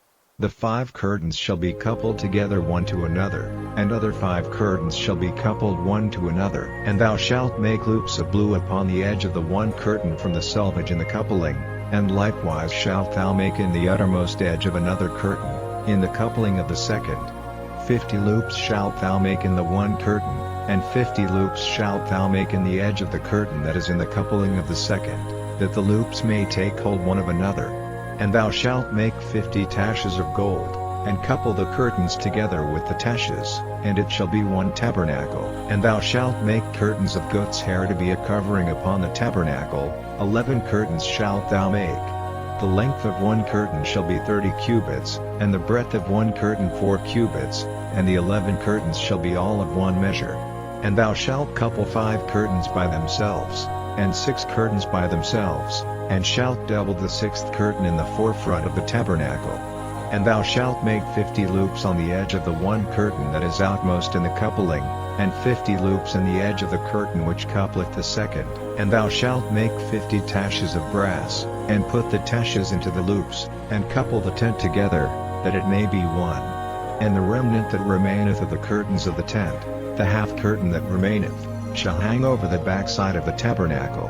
And a cubit on the one side, and a cubit on the other side of that which remaineth in the length of the curtains of the tent, it shall hang over the sides of the tabernacle on this side and on that side. to cover it. And thou shalt make a covering for the tent of ram's skins dyed red, and a covering above of badger's skins. And thou shalt make boards for the tabernacle of shittim wood standing up.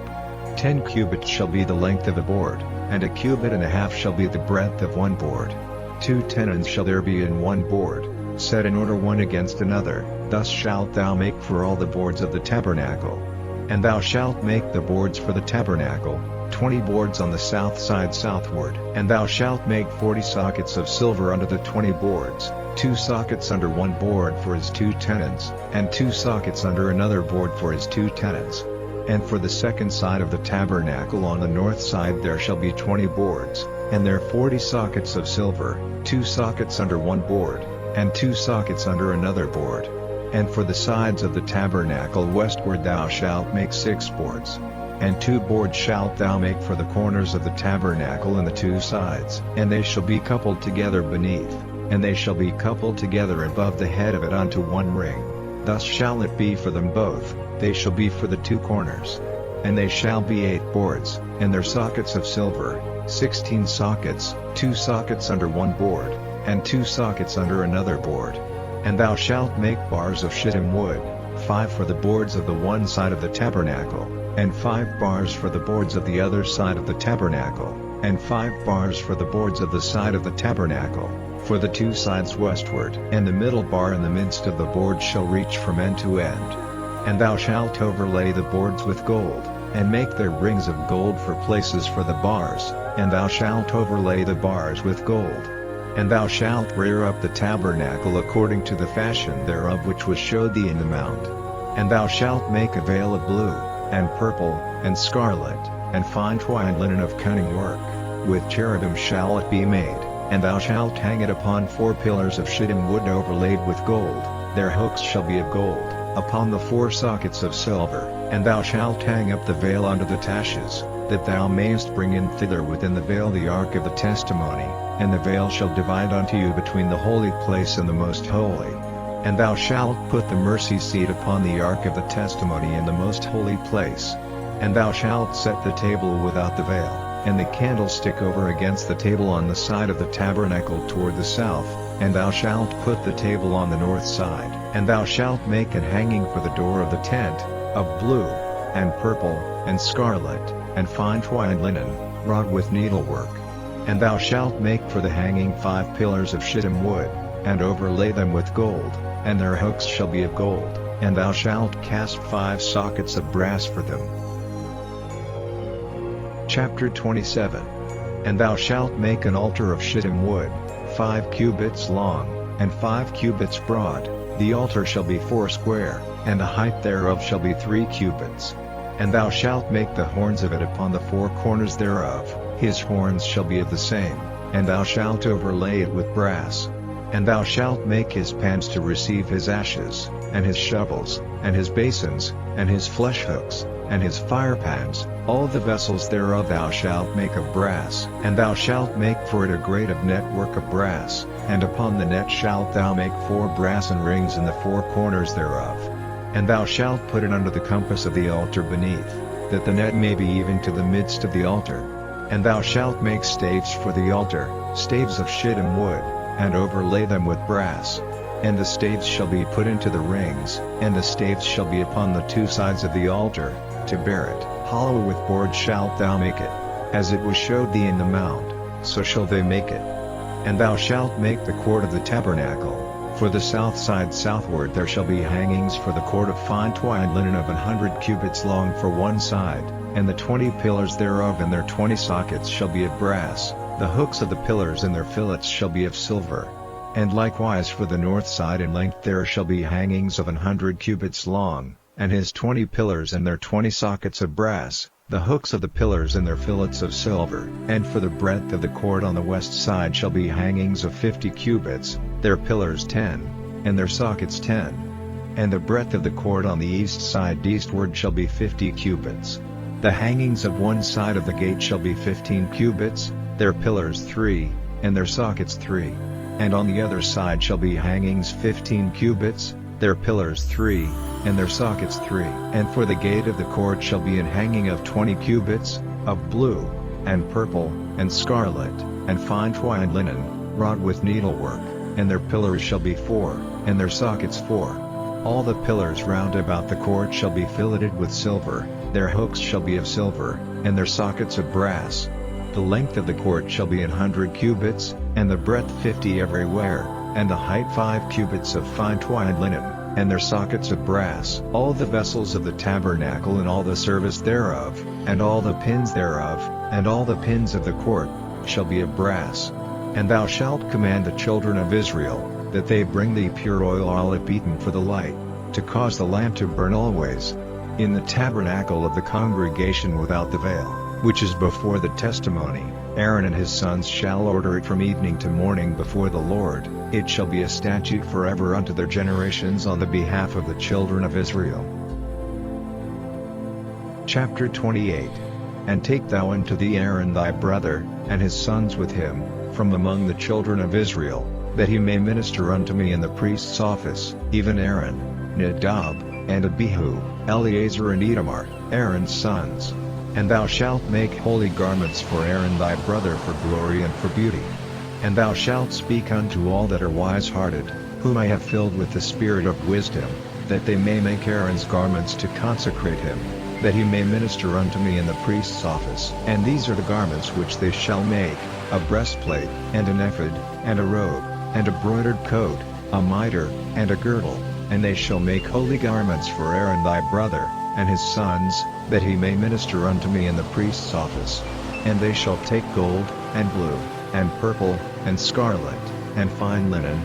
And they shall make the ephod of gold, of blue, and of purple, of scarlet, and fine twined linen, with cunning work. It shall have the 2 shoulder pieces thereof joined at the 2 edges thereof, and so it shall be joined together. And the curious girdle of the ephod, which is upon it, shall be of the same, according to the work thereof, even of gold, of blue, and purple, and scarlet, and fine twined linen.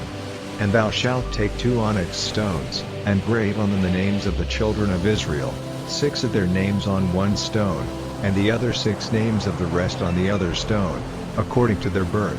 With the work of an engraver in stone, like the engravings of a signet, shalt thou engrave the 2 stones with the names of the children of Israel. Thou shalt make them to be set in ouches of gold. And thou shalt put the 2 stones upon the shoulders of the ephod for stones of memorial unto the children of Israel, and Aaron shall bear their names before the Lord upon his 2 shoulders for a memorial. And thou shalt make ouches of gold, and 2 chains of pure gold at the ends, of wreathen work shalt thou make them, and fasten the wreathen chains to the ouches. And thou shalt make the breastplate of judgment with cunning work. After the work of the ephod thou shalt make it, of gold, of blue, and of purple, and of scarlet, and of fine twined linen, shalt thou make it. 4 square it shall be being doubled, a span shall be the length thereof, and a span shall be the breadth thereof. And thou shalt set in its settings of stones, even 4 rows of stones. The first row shall be a sardius, a topaz, and a carbuncle. This shall be the first row. And the second row shall be an emerald, a sapphire, and a diamond. And the third row a ligure, an agate, and an amethyst. And the 4th row a beryl, and an onyx, and a jasper. They shall be set in gold in their enclosings. And the stones shall be with the names of the children of Israel, 12, according to their names, like the engravings of a signet. Every one with his name shall they be according to the 12 tribes. And thou shalt make upon the breastplate chains at the ends of wreathen work of pure gold. And thou shalt make upon the breastplate 2 rings of gold, and shalt put the 2 rings on the 2 ends of the breastplate. And thou shalt put the 2 wreathen chains of gold in the 2 rings which are on the ends of the breastplate. And the other 2 ends of the 2 wreathen chains thou shalt fasten in the 2 ouches, and put them on the shoulder pieces of the ephod before it. And thou shalt make 2 rings of gold, and thou shalt put them upon the 2 ends of the breastplate and the border thereof, which is in the side of the ephod inward. And 2 other rings of gold thou shalt make, and shalt put them on the 2 sides of the ephod underneath, toward the forepart thereof, over against the other coupling thereof, above the curious girdle of the ephod. And they shall bind the breastplate by the rings thereof unto the rings of the ephod with a lace of blue, that it may be above the curious girdle of the ephod, and that the breastplate be not loosed from the ephod. And Aaron shall bear the names of the children of Israel in the breastplate of judgment upon his heart, when he goeth in unto the holy place, for a memorial before the Lord continually. And thou shalt put in the breastplate of judgment the Urim and the Thummim, and they shall be upon Aaron's heart, when he goeth in before the Lord. And Aaron shall bear the judgment of the children of Israel upon his heart before the Lord continually. And thou shalt make the robe of the ephod olive blue. And there shall be an hole in the top of it, in the midst thereof, it shall have a binding of woven work round about the whole of it, as it were the hole of an habergeon, that it be not rent. And beneath upon the hem of it thou shalt make pomegranates of blue, and of purple, and of scarlet, round about the hem thereof, and bells of gold between them round about, a golden bell and a pomegranate, a golden bell and a pomegranate, upon the hem of the robe round about. And it shall be upon Aaron to minister, and his sound shall be heard when he goeth in unto the holy place before the Lord, and when he cometh out, that he die not.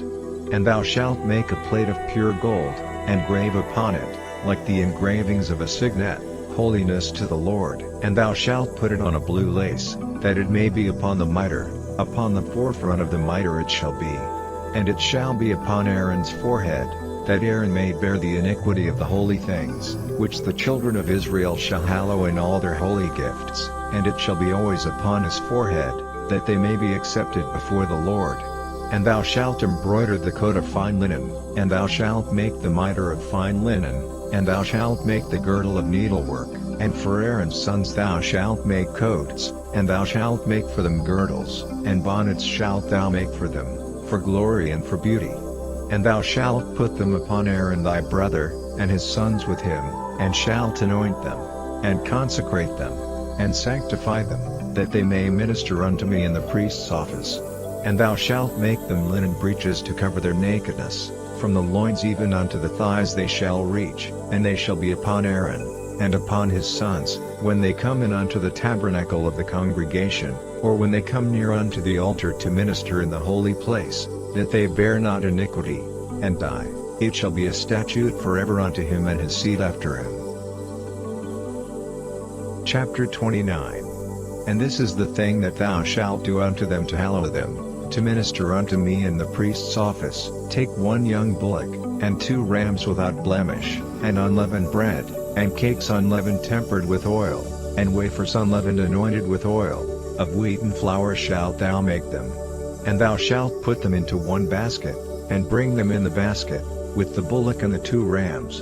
And Aaron and his sons thou shalt bring unto the door of the tabernacle of the congregation, and shalt wash them with water. And thou shalt take the garments, and put upon Aaron the coat, and the robe of the ephod, and the breastplate, and gird him with the curious girdle of the ephod. And thou shalt put the mitre upon his head, and put the holy crown upon the mitre. Then shalt thou take the anointing oil, and pour it upon his head, and anoint him. And thou shalt bring his sons, and put coats upon them, and thou shalt gird them with girdles, Aaron and his sons, and put the bonnets on them, and the priest's office shall be theirs for a perpetual statute, and thou shalt consecrate Aaron and his sons. And thou shalt cause a bullock to be brought before the tabernacle of the congregation, and Aaron and his sons shall put their hands upon the head of the bullock. And thou shalt kill the bullock before the Lord, by the door of the tabernacle of the congregation. And thou shalt take of the blood of the bullock, and put it upon the horns of the altar with thy finger, and pour all the blood beside the bottom of the altar. And thou shalt take all the fat that covereth the inwards, and the caul that is above the liver, and the 2 kidneys, and the fat that is upon them, and burn them upon the altar. But the flesh of the bullock, and his skin, and his dung, shalt thou burn with fire without the camp. It is a sin offering. Thou shalt also take 1 ram, and Aaron and his sons shall put their hands upon the head of the ram.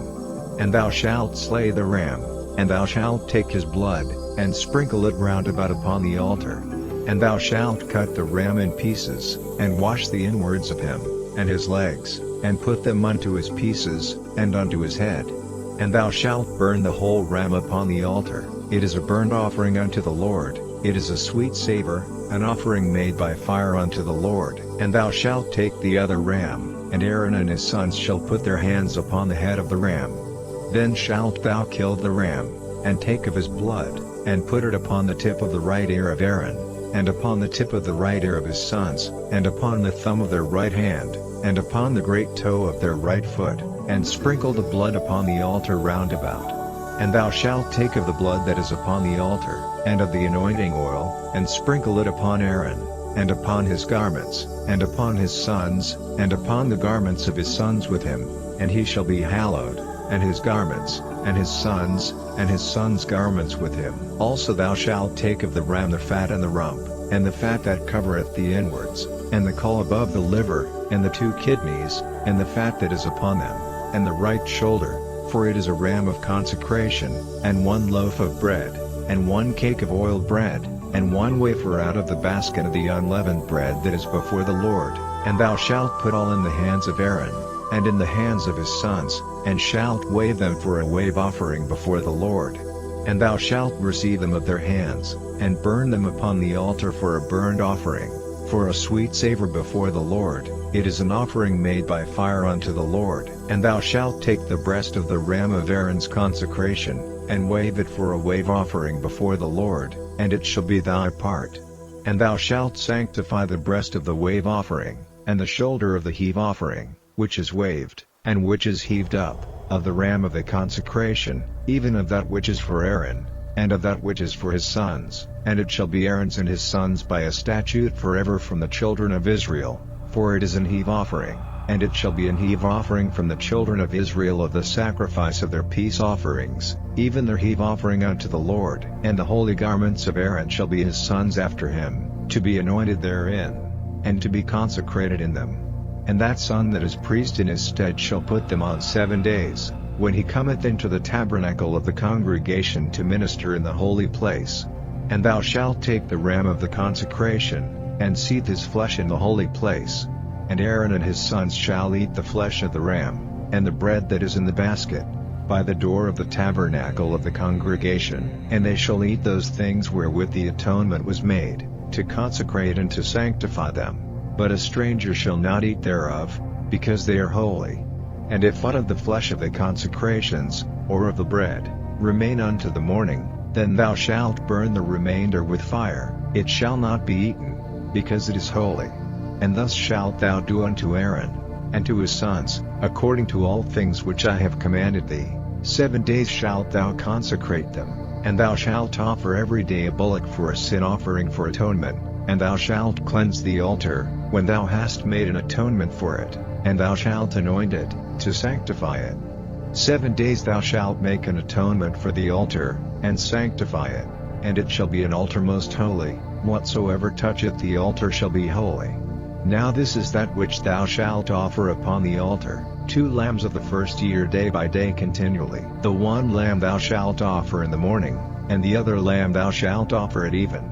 And with the 1 lamb a 10th deal of flour mingled with the 4th part of an hin of beaten oil, and the 4th part of an hin of wine for a drink offering. And the other lamb thou shalt offer at even, and shalt do thereto according to the meat offering of the morning, and according to the drink offering thereof, for a sweet savor, an offering made by fire unto the Lord.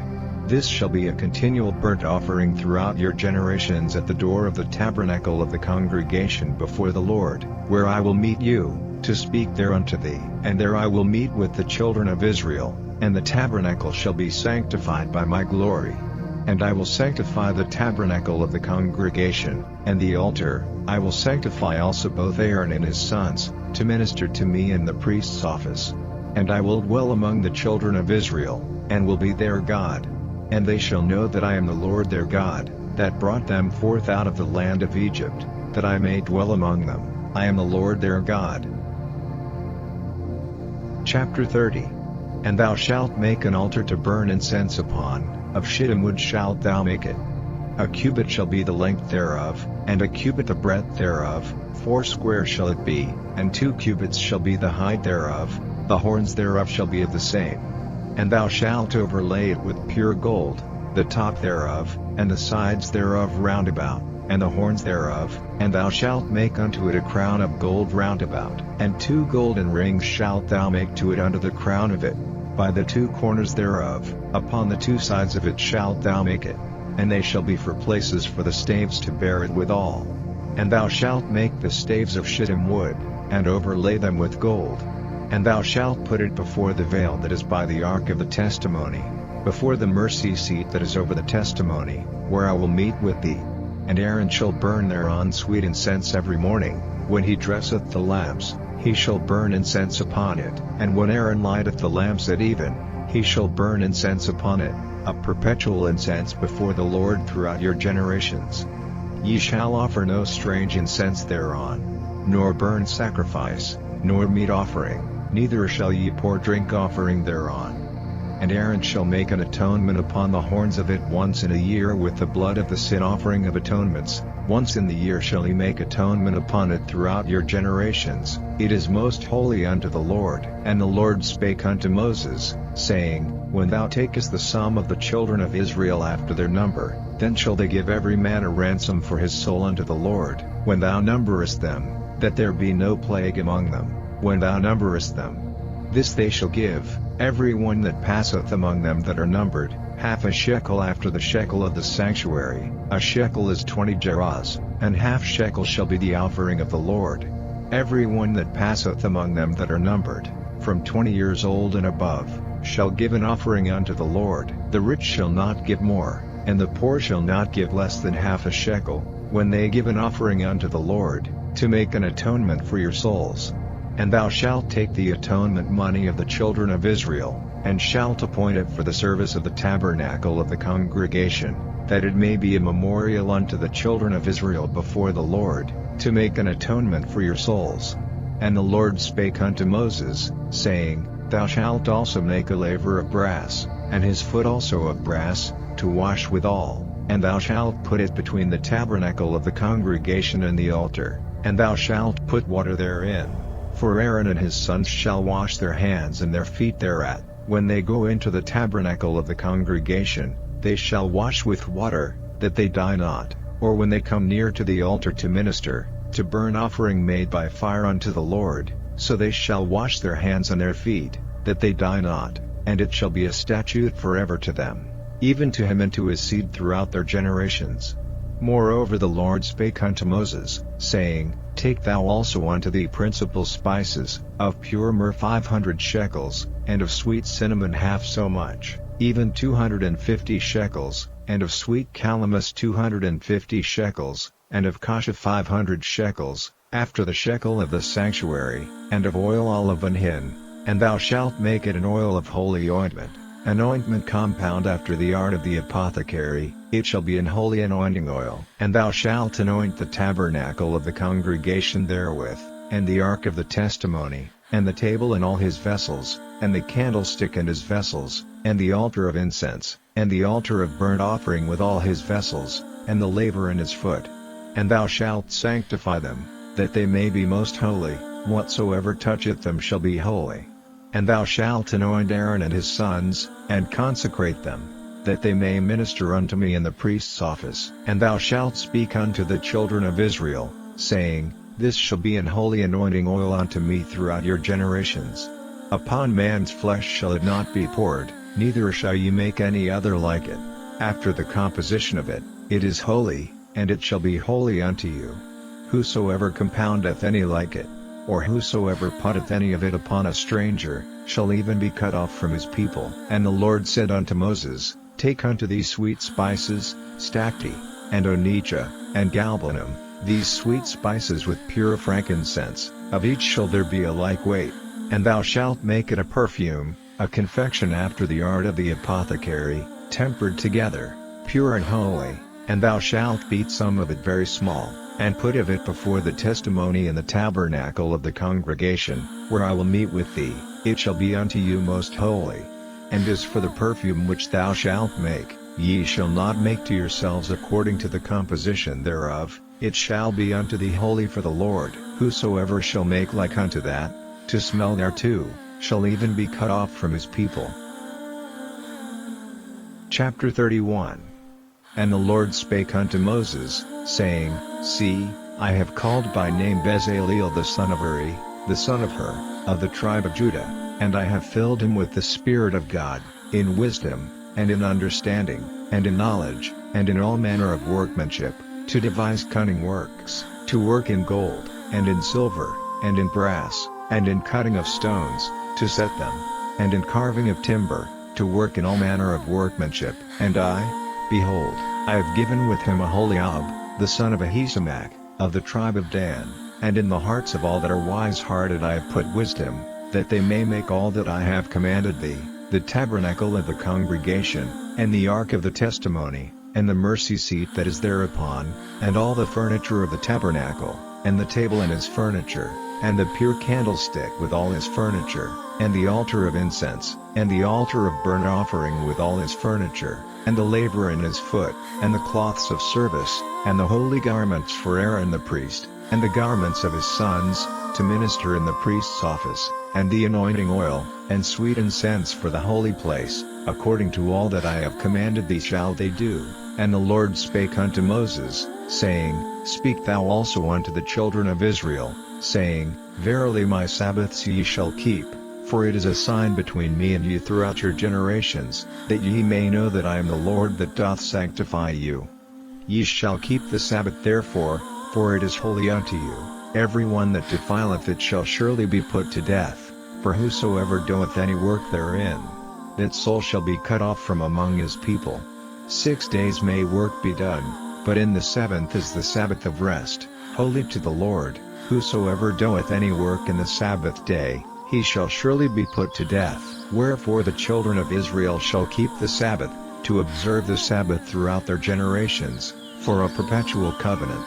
It is a sign between me and the children of Israel forever, for in 6 days the Lord made heaven and earth, and on the seventh day he rested, and was refreshed. And he gave unto Moses, when he had made an end of communing with him upon Mount Sinai, 2 tables of testimony, tables of stone, written with the finger of God. Chapter 32.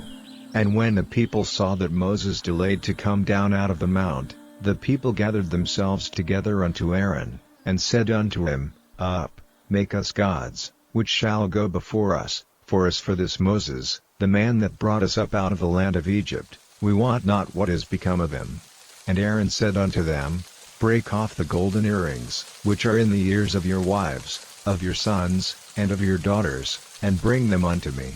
And all the people brake off the golden earrings which were in their ears, and brought them unto Aaron, and he received them at their hand, and fashioned it with a graving tool, after he had made it a molten calf. And they said, These be thy gods, O Israel, which brought thee up out of the land of Egypt. And when Aaron saw it, he built an altar before it, and Aaron made proclamation, and said, Tomorrow is a feast to the Lord. And they rose up early on the morrow, and offered burnt offerings, and brought peace offerings, and the people sat down to eat and to drink, and rose up to play. And the Lord said unto Moses, Go, get thee down, for thy people, which thou broughtest out of the land of Egypt, have corrupted themselves. They have turned aside quickly out of the way which I commanded them. They have made them a molten calf, and have worshipped it, and have sacrificed thereunto, and said, These be thy gods, O Israel, which have brought thee up out of the land of Egypt. And the Lord said unto Moses, I have seen this people, and, behold, it is a stiff-necked people. Now therefore let me alone, that my wrath may wax hot against them, and that I may consume them, and I will make of thee a great nation. And Moses besought the Lord his God, and said, Lord, why doth thy wrath wax hot against thy people, which thou hast brought forth out of the land of Egypt with great power, and with a mighty hand? Wherefore should the Egyptians speak, and say, For mischief did he bring them out, to slay them in the mountains, and to consume them from the face of the earth? Turn from thy fierce wrath, and repent of this evil against thy people. Remember Abraham, Isaac, and Israel, thy servants, to whom thou sworest by thine own self, and saidst unto them, I will multiply your seed as the stars of heaven, and all this land that I have spoken of will I give unto your seed, and they shall inherit it forever. And the Lord repented of the evil which he thought to do unto his people. And Moses turned, and went down from the mount, and the 2 tables of the testimony were in his hand. The tables were written on both their sides, on the one side and on the other were they written, and the tables were the work of God, and the writing was the writing of God, graven upon the tables. And when Joshua heard the noise of the people as they shouted, he said unto Moses, There is a noise of war in the camp. And he said, It is not the voice of them that shout for mastery, neither is it the voice of them that cry for being overcome. But the noise of them that sing do I hear. And it came to pass, as soon as he came nigh unto the camp, that he saw the calf, and the dancing, and Moses' anger waxed hot, and he cast the tables out of his hands, and brake them beneath the mount. And he took the calf which they had made, and burned it in the fire, and ground it to powder, and strawed it upon the water, and made the children of Israel drink of it. And Moses said unto Aaron, What did this people unto thee, that thou hast brought so great a sin upon them? And Aaron said, Let not the anger of my Lord wax hot, thou knowest the people, that they are set on mischief. For they said unto me, Make us gods, which shall go before us, for as for this Moses, the man that brought us up out of the land of Egypt, we wot not what is become of him. And I said unto them, Whosoever hath any gold, let them break it off. So they gave it me, then I cast it into the fire, and there came out this calf. And when Moses saw that the people were naked, for Aaron had made them naked unto their shame among their enemies, then Moses stood in the gate of the camp, and said, Who is on the Lord's side? Let him come unto me. And all the sons of Levi gathered themselves together unto him, and he said unto them, Thus saith the Lord God of Israel, Put every man his sword by his side, and go in and out from gate to gate throughout the camp, and slay every man his brother, and every man his companion, and every man his neighbor. And the children of Levi did according to the word of Moses, and there fell of the people that day about 3,000 men. For Moses had said, Consecrate yourselves today to the Lord, even every man upon his son, and upon his brother, that he may bestow upon you a blessing this day. And it came to pass on the morrow, that Moses said unto the people, Ye have sinned a great sin, and now I will go up unto the Lord, peradventure I shall make an atonement for your sin. And Moses returned unto the Lord, and said, Oh, this people have sinned a great sin, and have made them gods of gold. Yet now, if thou wilt forgive their sin, and if not, blot me, I pray thee, out of thy book which thou hast written. And the Lord said unto Moses, Whosoever hath sinned against me, him will I blot out of my book. Therefore now go, lead the people unto the place of which I have spoken unto thee. Behold, mine angel shall go before thee, nevertheless in the day when I will visit their sin upon them. And the Lord plagued the people, because they made the calf, which Aaron made. Chapter 33.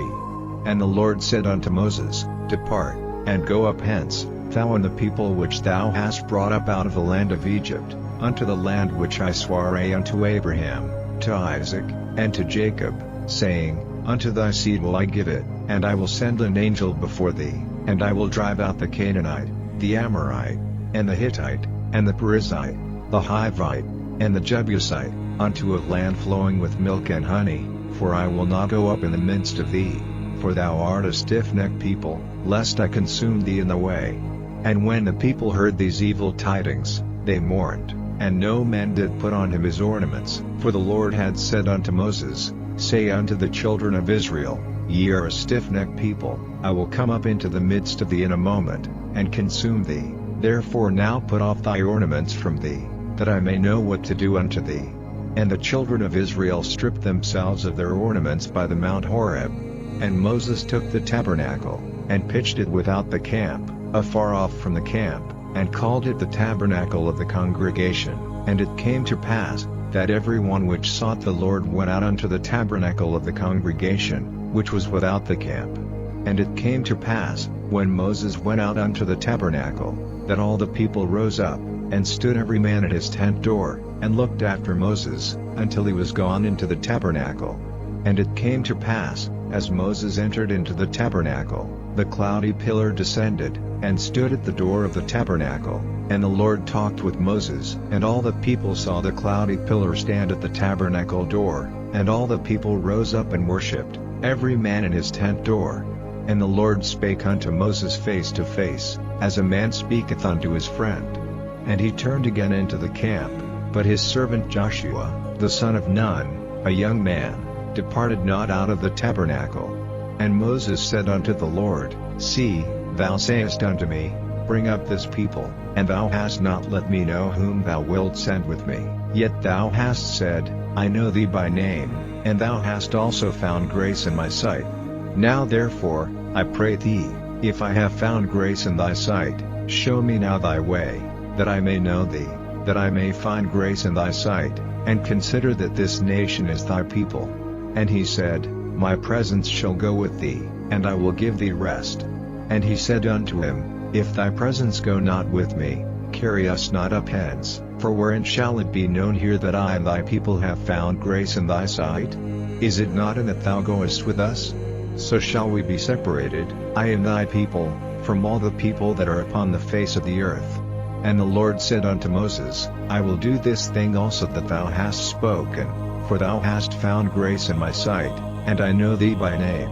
And he said, I beseech thee, show me thy glory. And he said, I will make all my goodness pass before thee, and I will proclaim the name of the Lord before thee, and will be gracious to whom I will be gracious, and will show mercy on whom I will show mercy.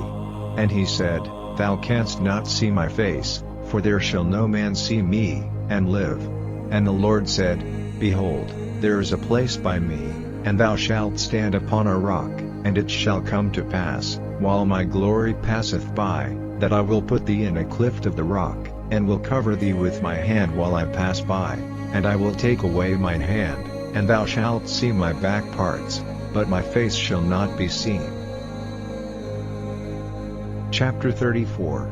And the Lord said unto Moses, Hew thee 2 tables of stone like unto the first, and I will write upon these tables the words that were in the first tables, which thou breakest. And be ready in the morning, and come up in the morning unto Mount Sinai, and present thyself there to me in the top of the mount. And no man shall come up with thee, neither let any man be seen throughout all the mount, neither let the flocks nor herds feed before that mount. And he hewed 2 tables of stone like unto the first, and Moses rose up early in the morning, and went up unto Mount Sinai, as the Lord had commanded him, and took in his hand the 2 tables of stone. And the Lord descended in the cloud, and stood with him there, and proclaimed the name of the Lord. And the Lord passed by before him, and proclaimed, The Lord God, merciful and gracious, long-suffering, and abundant in goodness and truth, keeping mercy for thousands, forgiving iniquity and transgression and sin, and that will by no means clear the guilty, visiting the iniquity of the fathers upon the children, and upon the children's children, unto the 3rd and to the 4th generation. And Moses made haste, and bowed his head toward the earth, and worshipped. And he said, If now I have found grace in thy sight, O Lord, let my Lord, I pray thee, go among us, for it is a stiff-necked people, and pardon our iniquity and our sin, and take us for thine inheritance. And he said, Behold, I make a covenant, before all thy people I will do marvels, such as have not been done in all the earth, nor in any nation, and all the people among which thou art shall see the work of the Lord, for it is a terrible thing that I will do with thee. Observe thou that which I command thee this day. Behold, I drive out before thee the Amorite, and the Canaanite, and the Hittite, and the Perizzite, and the Hivite, and the Jebusite. Take heed to thyself, lest thou make a covenant with the inhabitants of the land whither thou goest, lest it be for a snare in the midst of thee. But ye shall destroy their altars, break their images, and cut down their groves.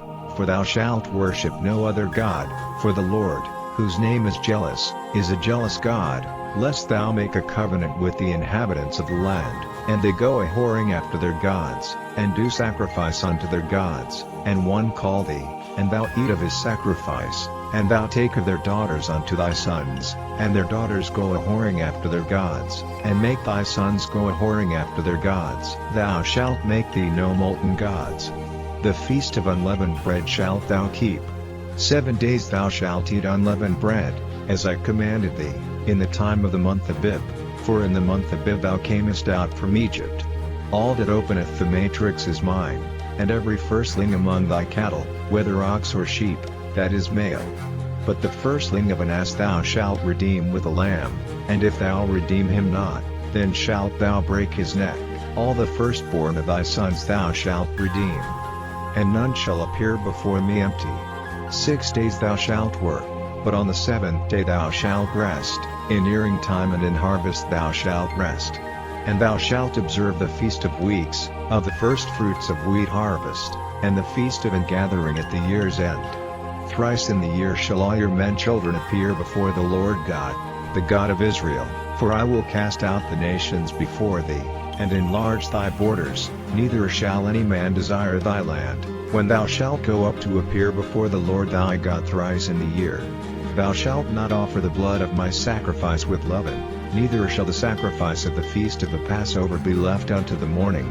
The first of the firstfruits of thy land thou shalt bring unto the house of the Lord thy God. Thou shalt not see the kid in his mother's milk. And the Lord said unto Moses, Write thou these words, for after the tenor of these words I have made a covenant with thee and with Israel. And he was there with the Lord 40 days and 40 nights, he did neither eat bread, nor drink water. And he wrote upon the tables the words of the covenant, the 10 commandments. And it came to pass, when Moses came down from Mount Sinai with the 2 tables of testimony in Moses' hand, when he came down from the mount, that Moses wist not that the skin of his face shone while he talked with him. And when Aaron and all the children of Israel saw Moses, behold, the skin of his face shone, and they were afraid to come nigh him. And Moses called unto them, and Aaron and all the rulers of the congregation returned unto him, and Moses talked with them.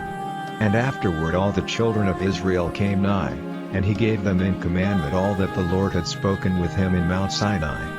Until Moses had done speaking with them, he put a veil on his face. But when Moses went in before the Lord to speak with him, he took the veil off, until he came out. And he came out, and spake unto the children of Israel that which he was commanded. And the children of Israel saw the face of Moses, that the skin of Moses' face shone, and Moses put the veil upon his face again, until he went in to speak with him. Chapter 35. And Moses gathered all the congregation of the children of Israel together, and said unto them, These are the words which the Lord hath commanded, that ye should do them. 6 days shall work be done, but on the 7th day there shall be to you an holy day, a Sabbath of rest to the Lord. Whosoever doeth work therein shall be put to death.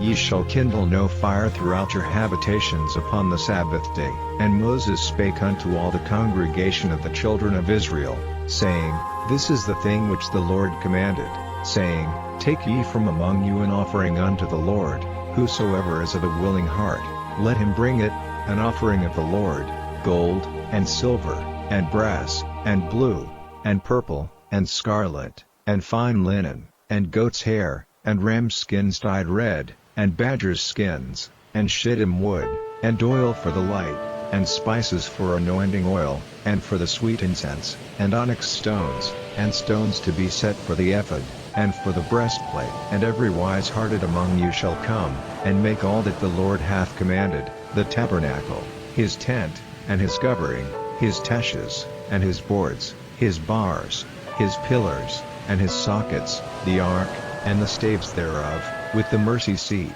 and the veil of the covering, the table, and his staves, and all his vessels, and the showbread, the candlestick also for the light, and his furniture, and his lamps, with the oil for the light, and the incense altar, and his staves, and the anointing oil, and the sweet incense, and the hanging for the door at the entering in of the tabernacle, the altar of burnt offering, with his brass and grate, his staves, and all his vessels, the laver in his foot, the hangings of the court, his pillars, and their sockets, and the hanging for the door of the court, the pins of the tabernacle, and the pins of the court, and their cords, the cloths of service, to do service in the holy place, the holy garments for Aaron the priest, and the garments of his sons, to minister in the priest's office. And all the congregation of the children of Israel departed from the presence of Moses. And they came, every one whose heart stirred him up, and every one whom his spirit made willing, and they brought the Lord's offering to the work of the tabernacle of the congregation, and for all his service, and for the holy garments. And they came, both men and women, as many as were willing-hearted, and brought bracelets, and earrings, and rings, and tablets, all jewels of gold. And every man that offered an offering of gold unto the Lord. And every man, with whom was found blue, and purple, and scarlet, and fine linen, and goat's hair, and red skins of rams, and badgers' skins, brought them. Every one that did offer an offering of silver and brass brought the Lord's offering, and every man, with whom was found shittim wood for any work of the service, brought it. And all the women that were wise-hearted did spin with their hands, and brought that which they had spun, both of blue, and of purple, and of scarlet, and of fine linen, and all the women whose hearts stirred them up in wisdom spun goat's hair. And the rulers brought onyx stones, and stones to be set, for the ephod, and for the breastplate, and spice, and oil for the light, and for the anointing oil, and for the sweet incense.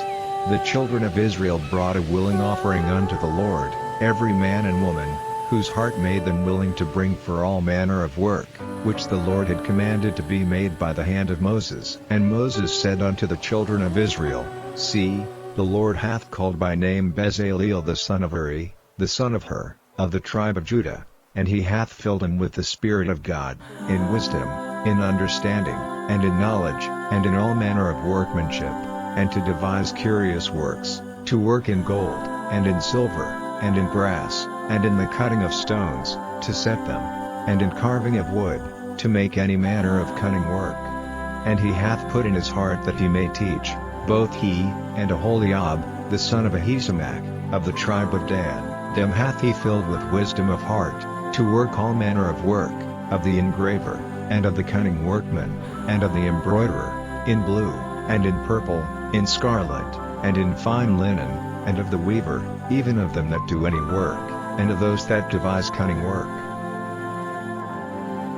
Chapter 36. Then wrought Bezaleel and Aholiab, and every wise-hearted man, in whom the Lord put wisdom and understanding to know how to work all manner of work for the service of the sanctuary, according to all that the Lord had commanded.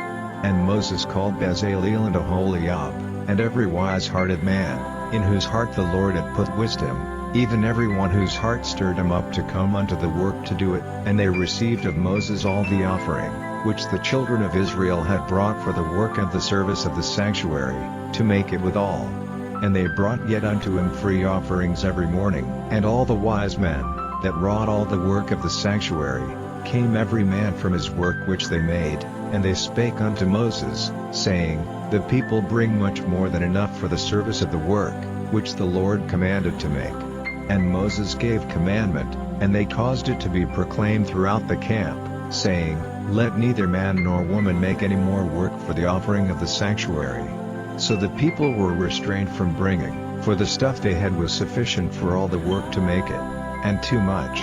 And every wise-hearted man among them that wrought the work of the tabernacle made 10 curtains of fine twined linen, and blue, and purple, and scarlet, with cherubims of cunning work made he them. The length of one curtain was 28 cubits, and the breadth of one curtain 4 cubits, the curtains were all of one size.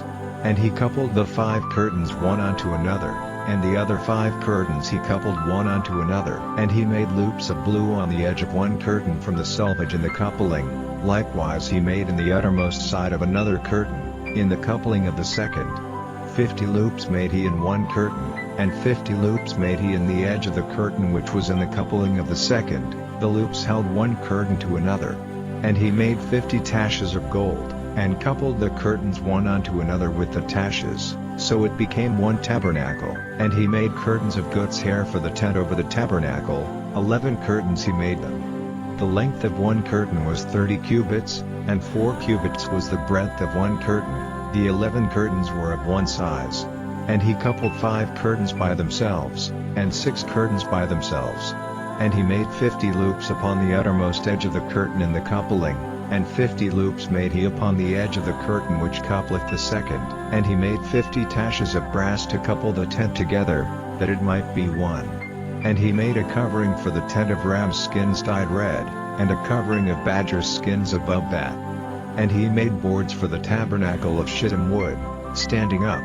The length of a board was 10 cubits, and the breadth of a board 1 cubit and a half.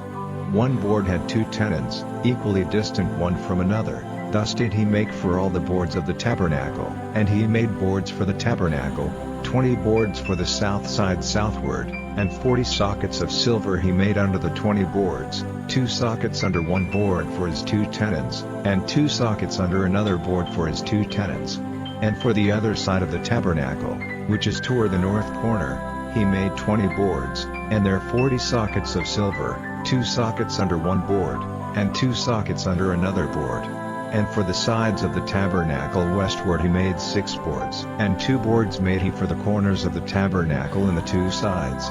And they were coupled beneath, and coupled together at the head thereof, to one ring. Thus he did to both of them in both the corners.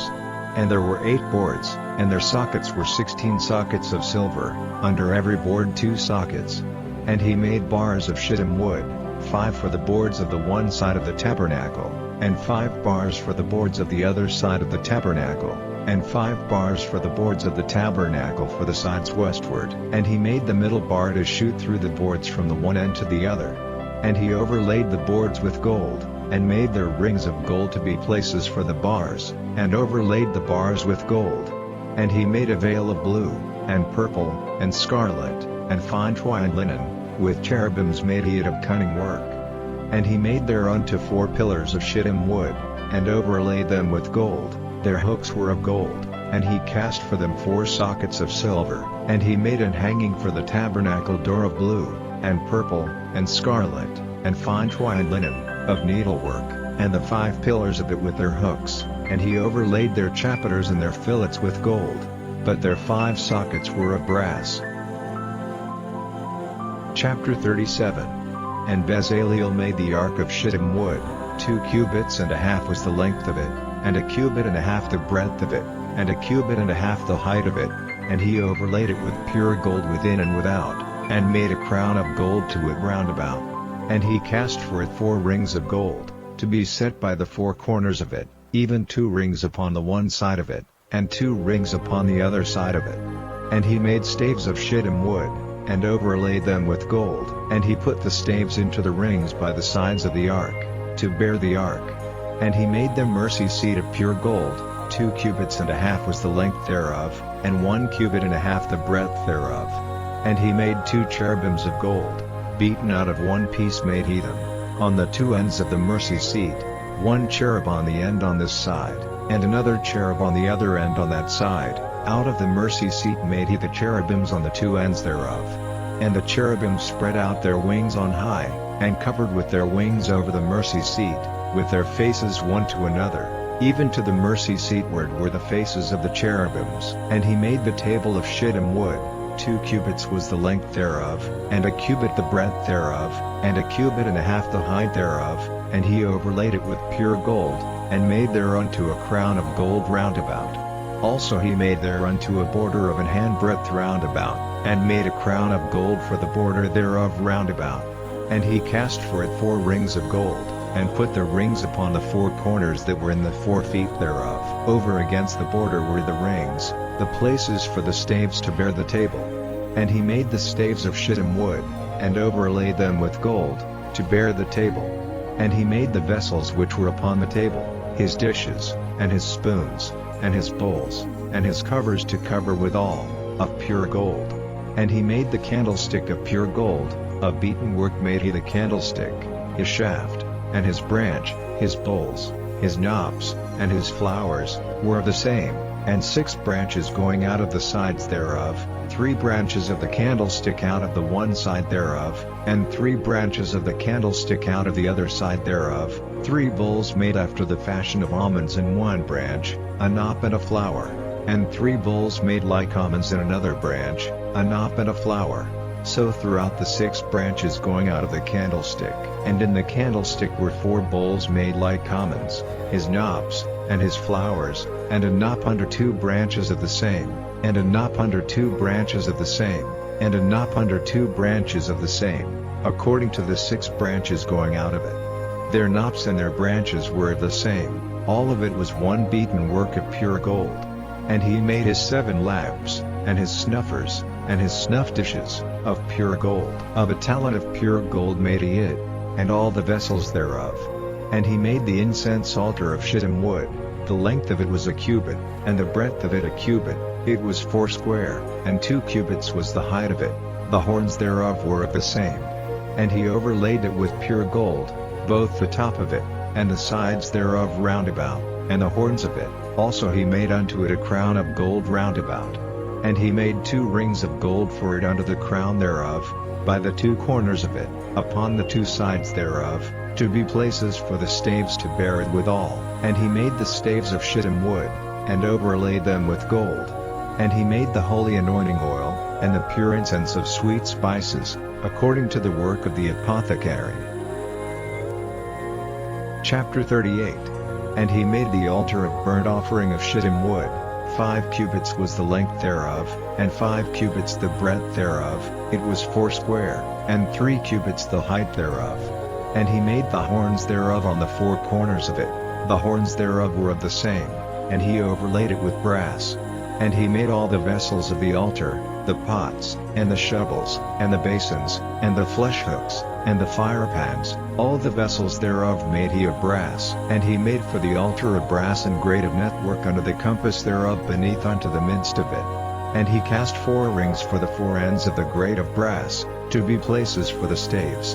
And he made the staves of shittim wood, and overlaid them with brass. And he put the staves into the rings on the sides of the altar, to bear it withal. He made the altar hollow with boards. And he made the laver of brass, and the foot of it of brass, of the looking glasses of the women assembling, which assembled at the door of the tabernacle of the congregation. And he made the court, on the south side southward. The hangings of the court were of fine twined linen, 100 cubits, their pillars were 20, and their brass and sockets 20, the hooks of the pillars and their fillets were of silver. And for the north side the hangings were 100 cubits, their pillars were 20, and their sockets of brass 20, the hooks of the pillars and their fillets of silver. And for the west side were hangings of 50 cubits, their pillars 10, and their sockets 10, the hooks of the pillars and their fillets of silver. And for the east side eastward 50 cubits. The hangings of the one side of the gate were 15 cubits, their pillars 3, and their sockets 3. And for the other side of the court gate, on this hand and that hand, were hangings of 15 cubits, their pillars 3, and their sockets 3. All the hangings of the court round about were of fine twined linen. And the sockets for the pillars were of brass, the hooks of the pillars and their fillets of silver, and the overlaying of their chapiters of silver, and all the pillars of the court were filleted with silver. And the hanging for the gate of the court was needlework, of blue, and purple, and scarlet, and fine twined linen, and 20 cubits was the length, and the height and the breadth was 5 cubits, answerable to the hangings of the court. And their pillars were 4, and their sockets of brass 4, their hooks of silver, and the overlaying of their chapiters and their fillets of silver. And all the pins of the tabernacle, and of the court round about, were of brass.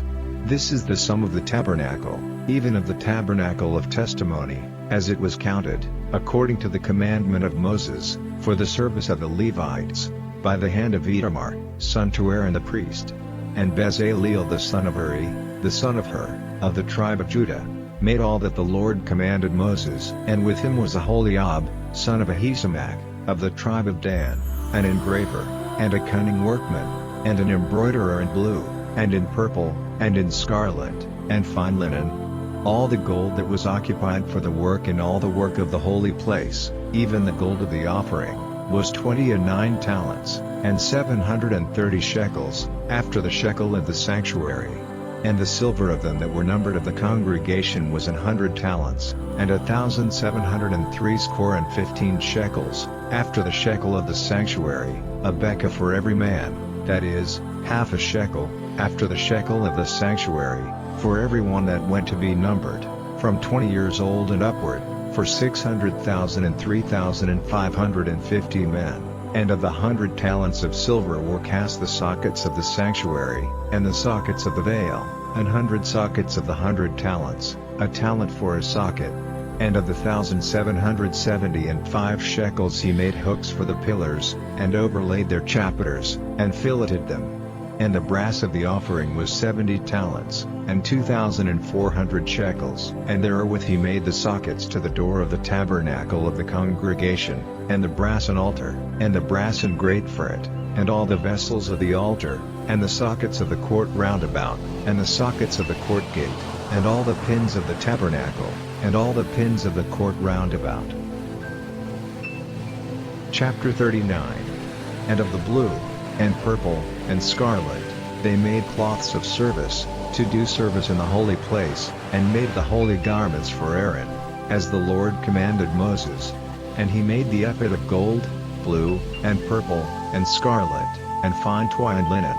And they did beat the gold into thin plates, and cut it into wires, to work it in the blue, and in the purple, and in the scarlet, and in the fine linen, with cunning work. They made shoulder pieces for it, to couple it together. By the two edges was it coupled together. And the curious girdle of his ephod, that was upon it, was of the same, according to the work thereof, of gold, blue, and purple, and scarlet, and fine twined linen, as the Lord commanded Moses. And they wrought onyx stones enclosed in ouches of gold, graven, as signets are graven, with the names of the children of Israel.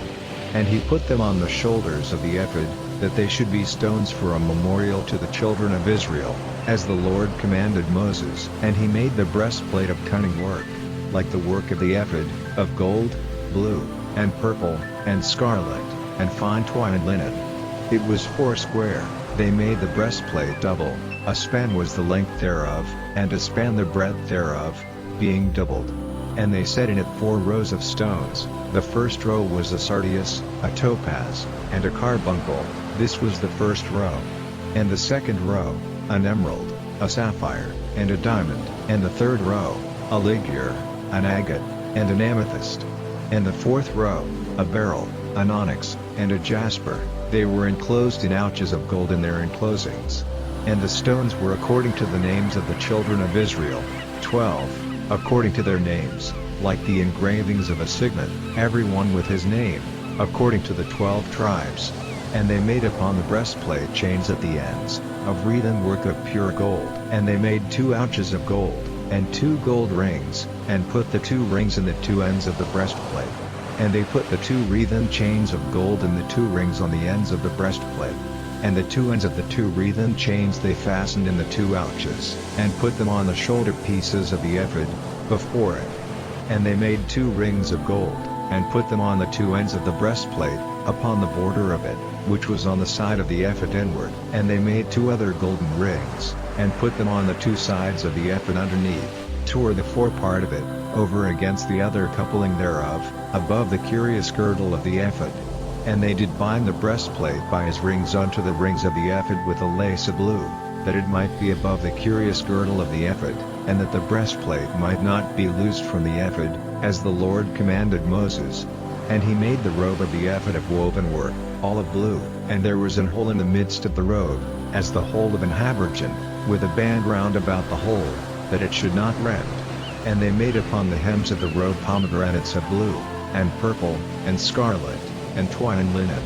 And they made bells of pure gold, and put the bells between the pomegranates upon the hem of the robe, round about between the pomegranates, a bell and a pomegranate, a bell and a pomegranate, round about the hem of the robe to minister in, as the Lord commanded Moses. And they made coats of fine linen of woven work for Aaron, and for his sons, and a mitre of fine linen, and goodly bonnets of fine linen, and linen breeches of fine twined linen, and a girdle of fine twined linen, and blue, and purple, and scarlet, of needlework, as the Lord commanded Moses.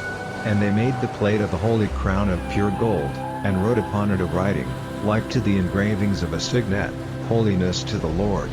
And they tied unto it a lace of blue, to fasten it on high upon the mitre, as the Lord commanded Moses. Thus was all the work of the tabernacle of the tent of the congregation finished. And the children of Israel did according to all that the Lord commanded Moses, so did they.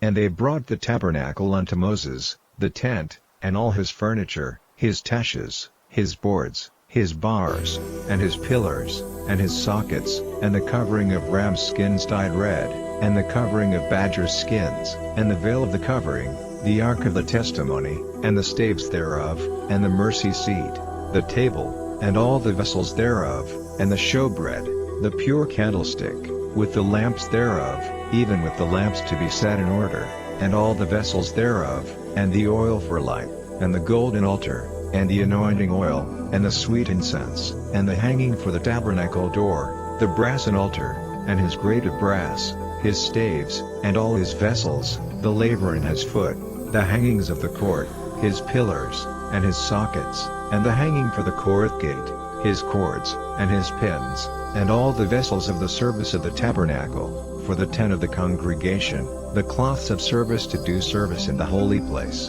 and the holy garments for Aaron the priest, and his sons' garments, to minister in the priest's office, according to all that the Lord commanded Moses. So the children of Israel made all the work.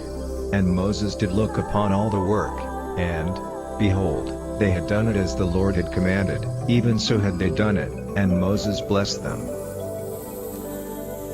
Chapter 40. And the Lord spake unto Moses, saying, On the first day of the first month shalt thou set up the tabernacle of the tent of the congregation. And thou shalt put therein the ark of the testimony, and cover the ark with the veil. And thou shalt bring in the table, and set in order the things that are to be set in order upon it, and thou shalt bring in the candlestick, and light the lamps thereof. And thou shalt set the altar of gold for the incense before the ark of the testimony, and put the hanging of the door to the tabernacle. And thou shalt set the altar of the burnt offering before the door of the tabernacle of the tent of the congregation. And thou shalt set the laver between the tent of the congregation and the altar, and shalt put water therein. And thou shalt set up the court round about, and hang up the hanging at the court gate. And thou shalt take the anointing oil, and anoint the tabernacle, and all that is therein, and shalt hallow it, and all the vessels thereof, and it shall be holy. And thou shalt anoint the altar of the burnt offering, and all his vessels, and sanctify the altar, and it shall be an altar most holy. And thou shalt anoint the laver in his foot, and sanctify it. And thou shalt bring Aaron and his sons unto the door of the tabernacle of the congregation, and wash them with water. And thou shalt put upon Aaron the holy garments, and anoint him, and sanctify him, that he may minister unto me in the priest's office. And thou shalt bring his sons, and clothe them with coats, and thou shalt anoint them, as thou didst anoint their father, that they may minister unto me in the priest's office, for their anointing shall surely be an everlasting priesthood throughout their generations. Thus did Moses, according to all that the Lord commanded him, so did he. And it came to pass in the first month in the second year, on the first day of the month, that the tabernacle was reared up. And Moses reared up the tabernacle, and fastened his sockets, and set up the boards thereof, and put in the bars thereof, and reared up his pillars. And he spread abroad the tent over the tabernacle, and put the covering of the tent above upon it, as the Lord commanded Moses. And he took and put the testimony into the ark, and set the staves on the ark, and put the mercy seat above upon the ark. And he brought the ark into the tabernacle, and set up the veil of the covering, and covered the ark of the testimony, as the Lord commanded Moses. And he put the table in the tent of the congregation, upon the side of the tabernacle northward, without the veil. And he set the bread in order upon it before the Lord, as the Lord had commanded Moses. And he put the candlestick in the tent of the congregation, over against the table, on the side of the tabernacle southward. And he lighted the lamps before the Lord, as the Lord commanded Moses. And he put the golden altar in the tent of the congregation before the veil, and he burnt sweet incense thereon, as the Lord commanded Moses. And he set up the hanging at the door of the tabernacle. And he put the altar of burnt offering by the door of the tabernacle of the tent of the congregation, and offered upon it the burnt offering and the meat offering, as the Lord commanded Moses. And he set the laver between the tent of the congregation and the altar, and put water there, to wash withal. And Moses and Aaron and his sons washed their hands and their feet thereat, when they went into the tent of the congregation. And when they came near unto the altar, they washed, as the Lord commanded Moses. And he reared up the court round about the tabernacle and the altar, and set up the hanging of the court gate. So Moses finished the work. Then a cloud covered the tent of the congregation, and the glory of the Lord filled the tabernacle. And Moses was not able to enter into the tent of the congregation, because the cloud abode thereon. And the glory of the Lord filled the tabernacle. And when the cloud was taken up from over the tabernacle, the children of Israel went onward in all their journeys. But if the cloud were not taken up, Then they journeyed not till the day that it was taken up. For the cloud of the Lord was upon the tabernacle by day, and fire was on it by night, in the sight of all the house of Israel, throughout all their journeys.